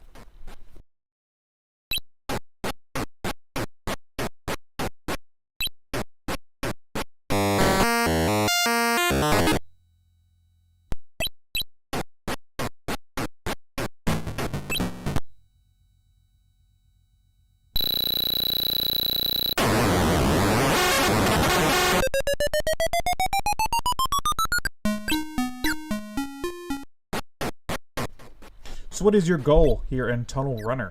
Well, in Tunnel Runner, in Tunnel Runnel, in Tunnel Runnel, your goal is to escape the maze.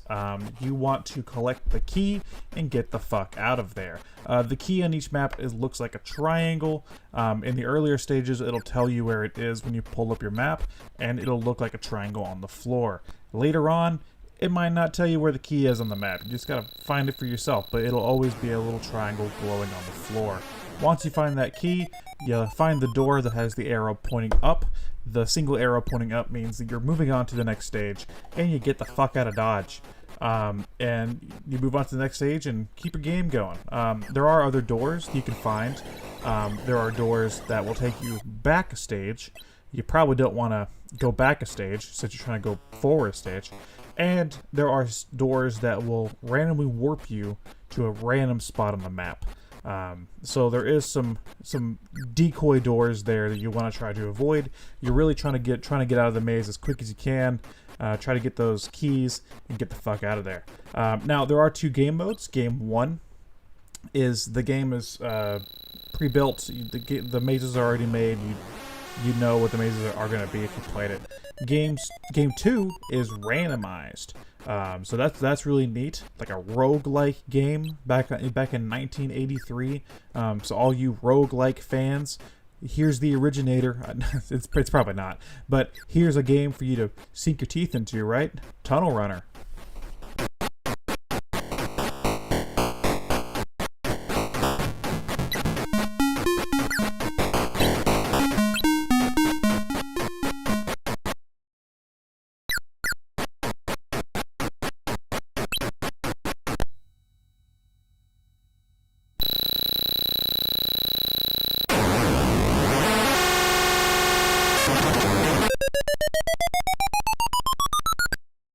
This game is fairly impressive. I also like the fact that it keeps track of where the enemies are. It doesn't just, they don't just respawn. They're actually, on the map somewhere. It does feel immersive. There's the animation is choppy because again, it's running on an Atari 2600, so the turn animations can be a little jarring. Sometimes I found myself thinking I turned in a certain direction when I didn't, so that could be a bit of an issue. But again, with the limitations of the Atari 2600 and this being the best it could possibly be, this game is really freaking fun. I think Tunnel Runner is awesome. I would highly recommend this game, especially if you are a fan of maze type games and those type of arcade games. It's just the first time playing it, especially if you don't have the manual or you don't look at the instructions, it's definitely one of those games where you're gonna say, what the fuck?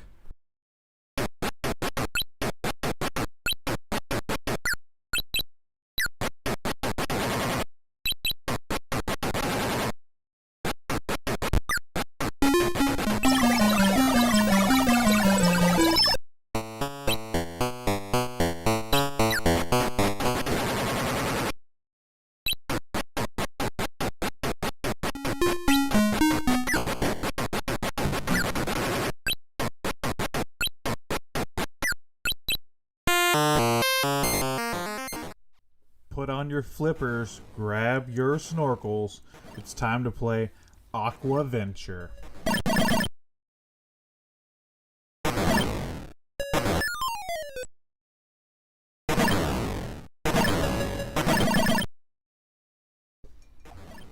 Aquaventure is interesting because this game was never actually released by Atari. It was a game that was completed at some point and then shelved. It had an official release with the Atari Flashback 2. We will see some games like that in the future with some of my Atari reviews because Atari shelved some games, and they were eventually brought out to the public. Aquaventure is one of those games, and it's kind of sad that Aquaventure is one of those games because I find this game to be really, really fucking enjoyable.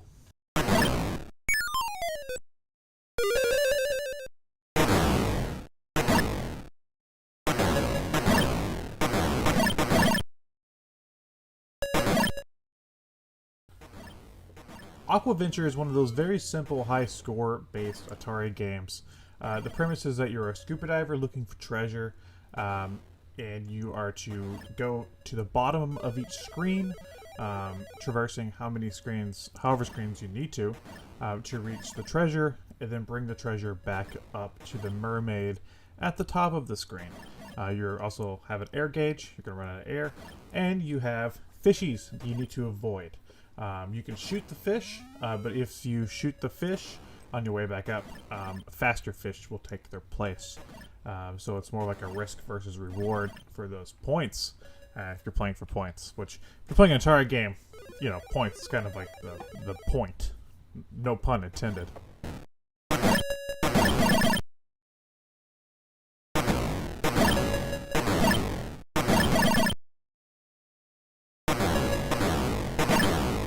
Stupidly addictive. I don't understand why this one was shelved. I really, really like this game. I do have a few questions. You know, I don't see any like sharks or you know, octopuses or anything that I think would really be like a threat to me underwater. I don't know the pussy ass scuba diver that's gone underwater and got his fucking ass kicked by a seahorse. I would like to meet that person who's got their ass kicked by a seahorse. I imagine they still live with their mother.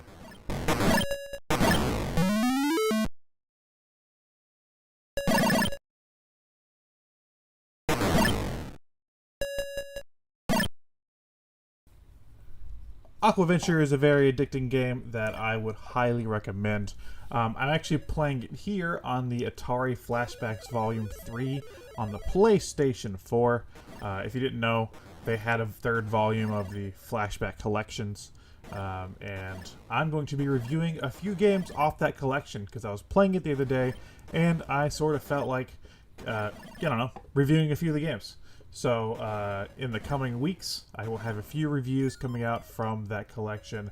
And honestly, of that entire Volume 3 collection on the PS4, or I even have the one on Switch that has all the games combined, Aquaventure is a standout title. It's so much fun.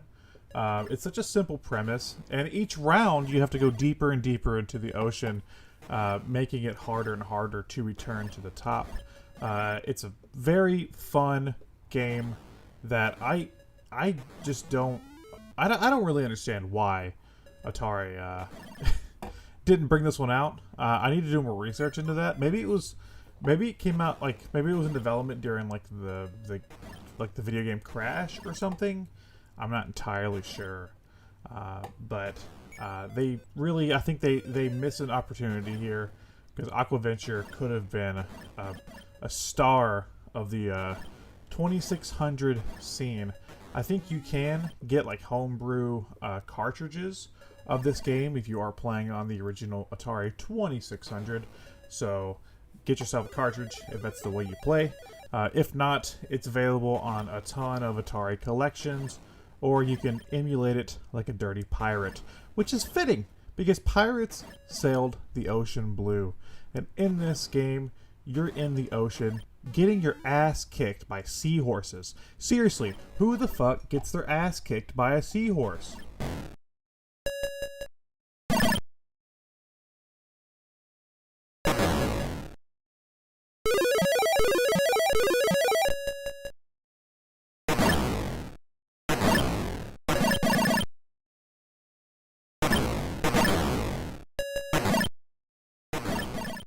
Ribbit, get ready to hop into this review of Frog Pond on the Atari 2600. Can this game get a leg up on the competition, or is it something you should leave out for the flies? What a fucking stupid intro.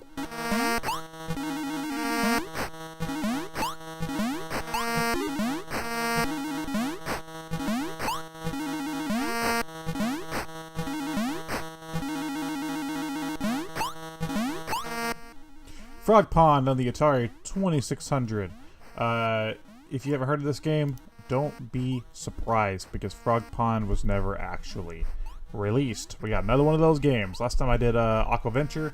This time I'm doing Frog Pond. I promise I have more videos planned other than these short Atari videos. I've just been super busy. I'm in the process of editing like an hour and 30-minute long video be patient. Right now, let's just enjoy Frog Pond. Frog Pond is an unreleased game programmed by Nick Turner.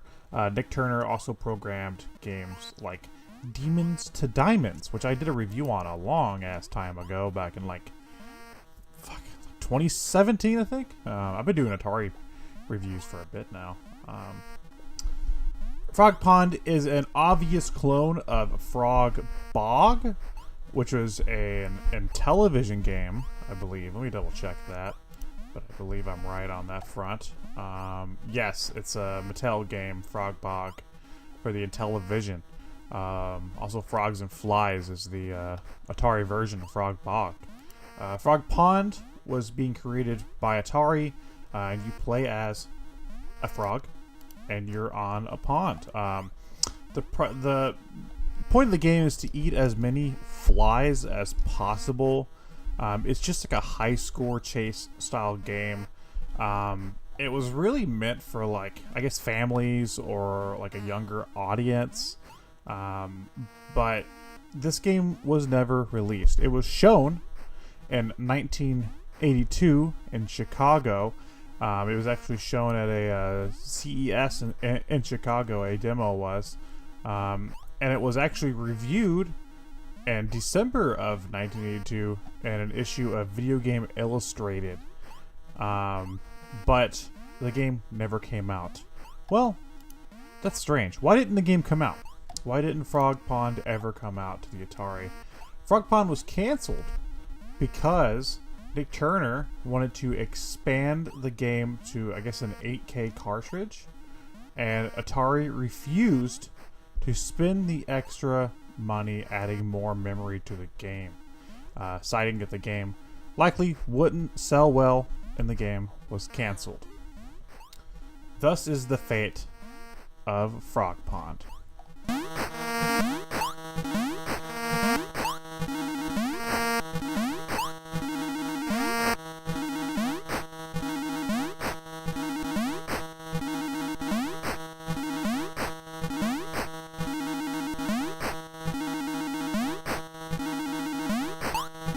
Was that fair? Was that fair of Atari to cancel this game?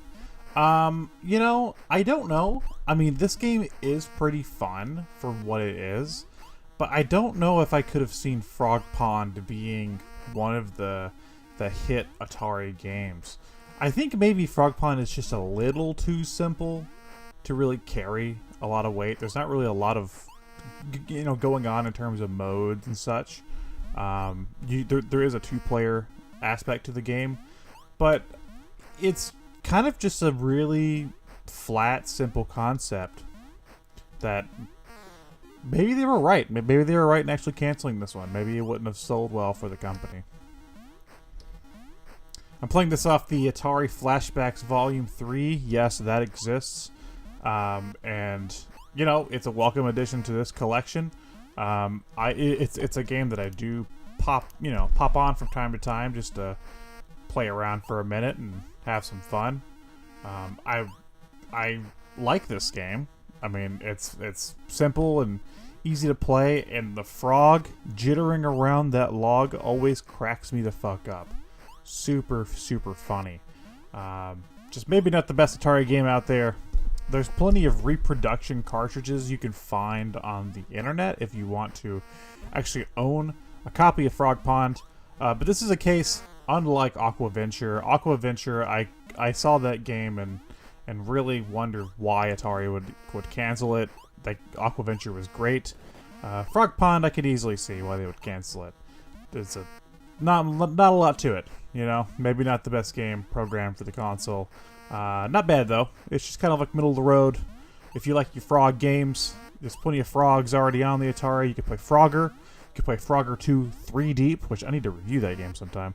You could do Frogs and Flies. Plenty of frog action going on the Atari. So what's one more frog game, you know? Frog Pond. The game about a frog on a pond. I'm getting really bad with these jokes in these Atari videos.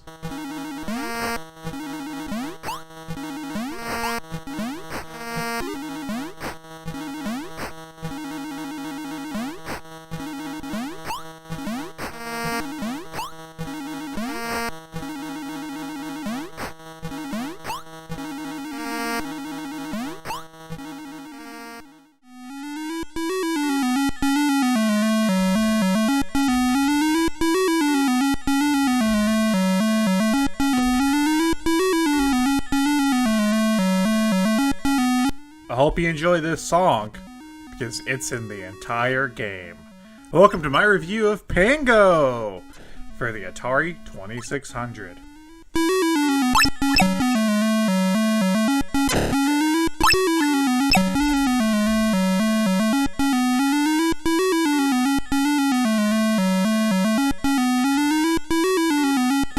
Pengo was an arcade game that was released by a company that I know, a company that you know, Sega.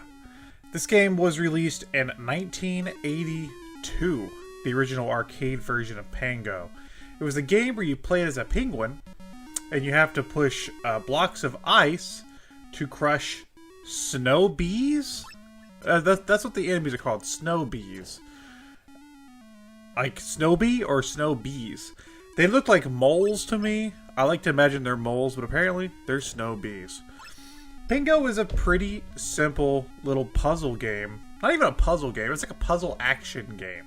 Where it's more akin to the old games like Dig Dug and Pac-Man, where you just want to avoid the enemies, but you actually have to take them out in this game to clear each stage. So I guess in that sense, it's sort of like Dig Dug. But you have to push blocks of ice to crush all of the enemies. You also have blocks of ice that you can't crush, which are the ones with the little dots inside of them.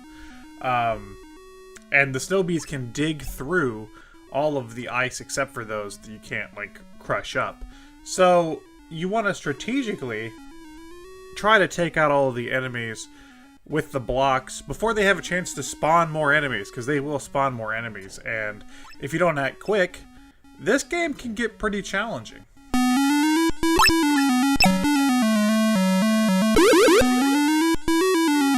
This wasn't one that I had heard of before. I actually bought this on the 2600 at a random, on a random whim. I was just at a game store, and I remember I was buying a bunch of Atari games that they had, and saw Pengo, and I was like, what the hell is Pengo? I didn't know that it was a Sega game at the time. And then actually, like, the same year, I went to an arcade and actually got to play the arcade version of Pengo, which is a lot of fun. If you ever see that version of Pengo in the wild, it is a lot of fun. And this Atari version isn't bad. It is fun. A little repetitive, but it is fun. But the goddamn music. I'm sure you've heard it. I mentioned it at the very beginning, but this goddamn song plays on loop the entire time you're going. And even recording the footage for this, I, like, got a headache after recording for, like, 15 minutes. It's too much. It's just too much.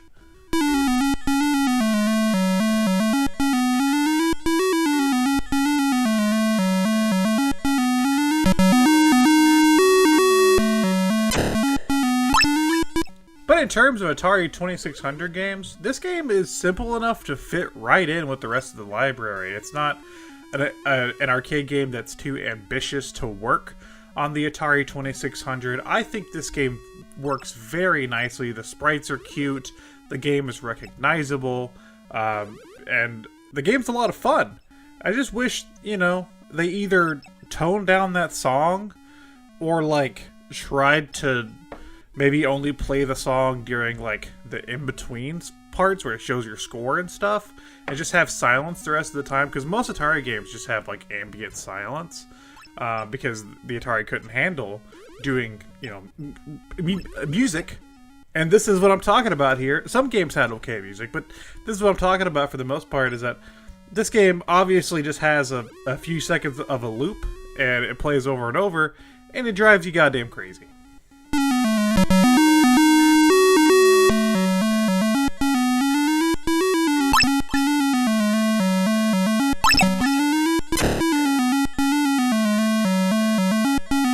I would just like to note that while researching this game, which apparently was developed by Coreland and published by Sega, the Game Gear version was developed by Arc System Works, which is fucking hilarious to me to think about that, because our system works as like the fucking Guilty Gear guys, right? And Blaze Blue and stuff.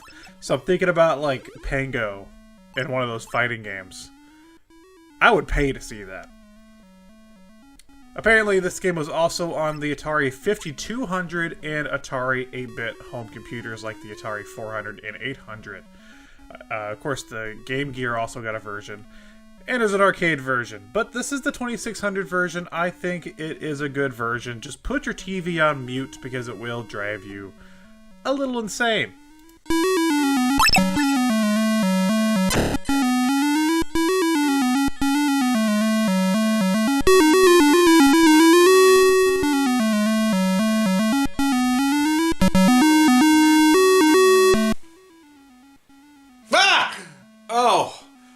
Oh, fuck. Oh, shit. Oh. It was just a dream. It was just a dream. Oh, God. I can still hear the song. I can still hear the song! I can still hear the song! What the fuck? What the fuck? What the fuck? Oh, God! Oh! 911, please! Yeah. I don't understand! There's a song! There's a song! It found me! It's in my bed! Help! Please! Somebody! Officer Kelly reporting for duty. Leaping leprechauns. If it isn't Harry Hooligan, up to his old shenanigans. That blunderous hooligan is robbing Southwicks, and on a Sunday at that. Come on then, lend a hand. We've got to catch the crook, recover the loot, and be careful to boot. Listen up, don't get KO'd by wild shopping carts, beach balls, or biplanes. Get moving. There's not a moment to lose. That's directly from the Keystone Kapers instruction manual. It's Keystone Kapers. Atari 2600. Remember department stores?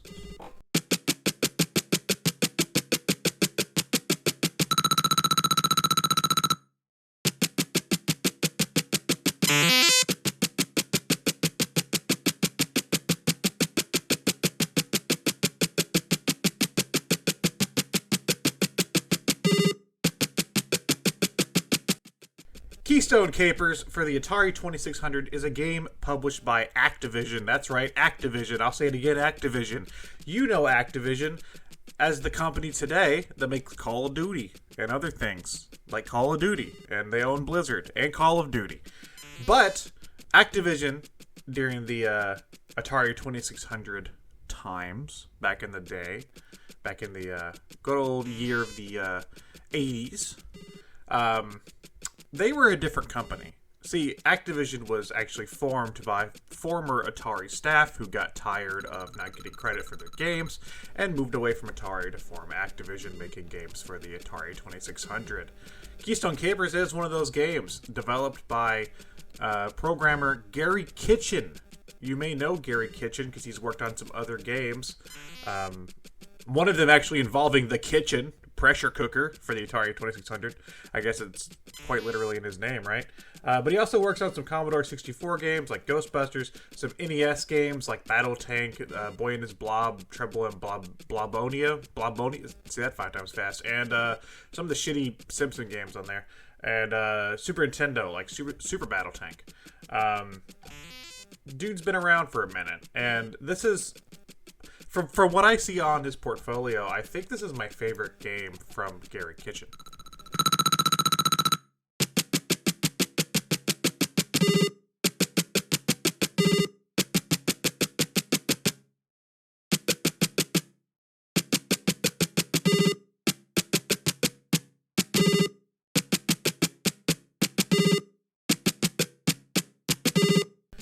In Keystone Kapers, you play as Officer Kelly, And just like the manual said, the shenanigans of the blunderous hooligan Harry Hooligan, he's robbing Southwick's, which I guess is a department store.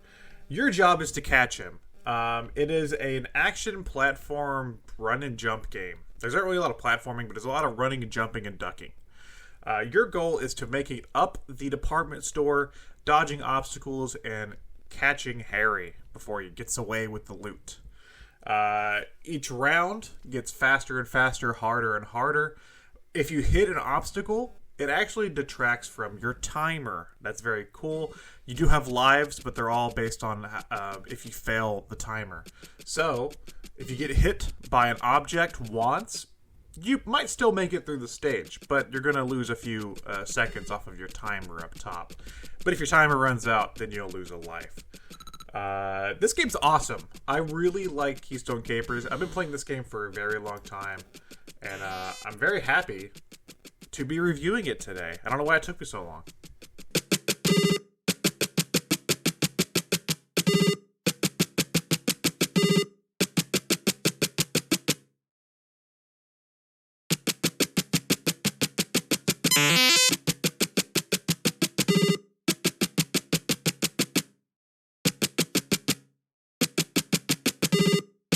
Some of the best Atari 2600 games are the ones you can just kind of pick up and play. And this is definitely one of those games. At first, it does seem a little slow when you start playing. The obstacles are slow. It's easy to dodge things. But as you go round per round, it gets harder and harder, where they're throwing shopping carts at you at full speed. The planes are coming at you. You know, you have to duck under those. They're throwing 2 beach balls at you at once. The little... I don't know what they are. They look like heaters, but whatever the things you have to jump over. There's always more and more obstacles each round, and it makes the game more exciting as you go along. There's also an elevator in the middle of the department store, which is usable. It's a little tricky, though. If you don't time it right, you could miss it and not get in there correctly. Or also, if you do the opposite and you get in it before Harry passes the elevator doors, he will start running the other direction, and that could also mess you up because you can't go down on the escalators for some reason. So be careful. Don't fuck up. You might lose Harry.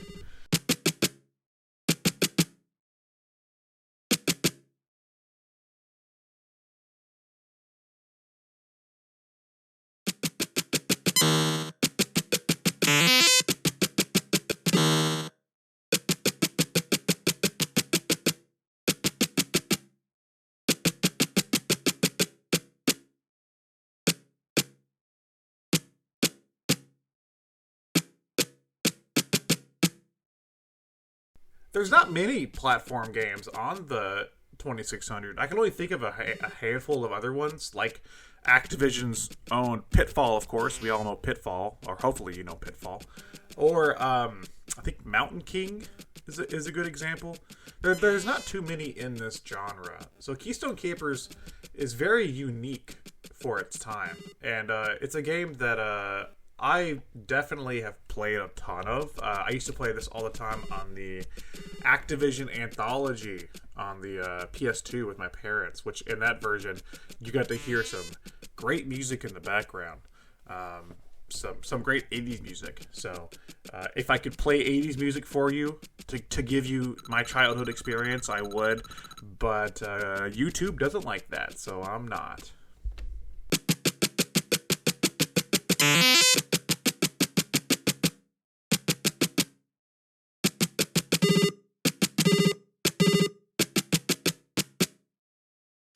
Who remembers department stores? I feel like that idea is almost as dated as this game.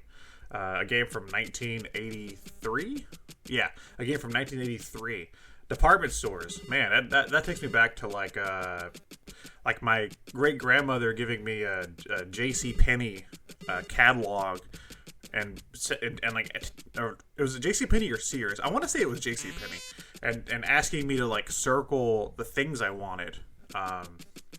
Which oftentimes I would just find the like most video game related things. I actually think I got from JCPenney, I got like a Intellivision like plug and play thing one time or something.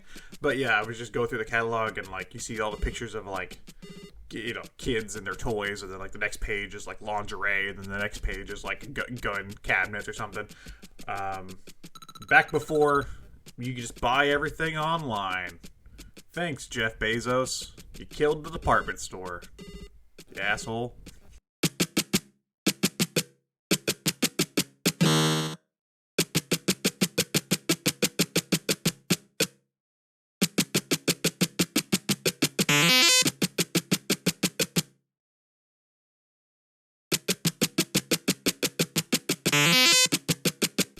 Keystone Kapers, absolutely recommend this one if you have an Atari 2600, or if you're getting an Atari 2600 Plus. I know it exists. Play Keystone Kapers, or just emulate it. You know, who cares? It's Activision. They're not making money off of this game anymore. I would love it if they would bring these games out again. But fantastic game. It's not going to run you too much if you want a copy of it. Keystone Kapers. It's fucking great. What we don't get to see is what happens after. You catch Harry, and then it goes on to the next round. But Officer Kelly is holding a billy club. What I want is the Atari 2600 cutscene where you see him just absolutely brutalize Harry, because apparently he does this all the time, and Kelly's getting sick of it. So you know there has to be a point to where he just goes beyond his policeman duties, and just, you know, there's like some police brutality. You know, he just beats the fuck out of this guy that keeps stealing from the same department store. Stop, Harry! Stop stealing from the same department store. Go to a different store, man. They know you here. They know you by name. You're a bad criminal if the store you're robbing knows you by name.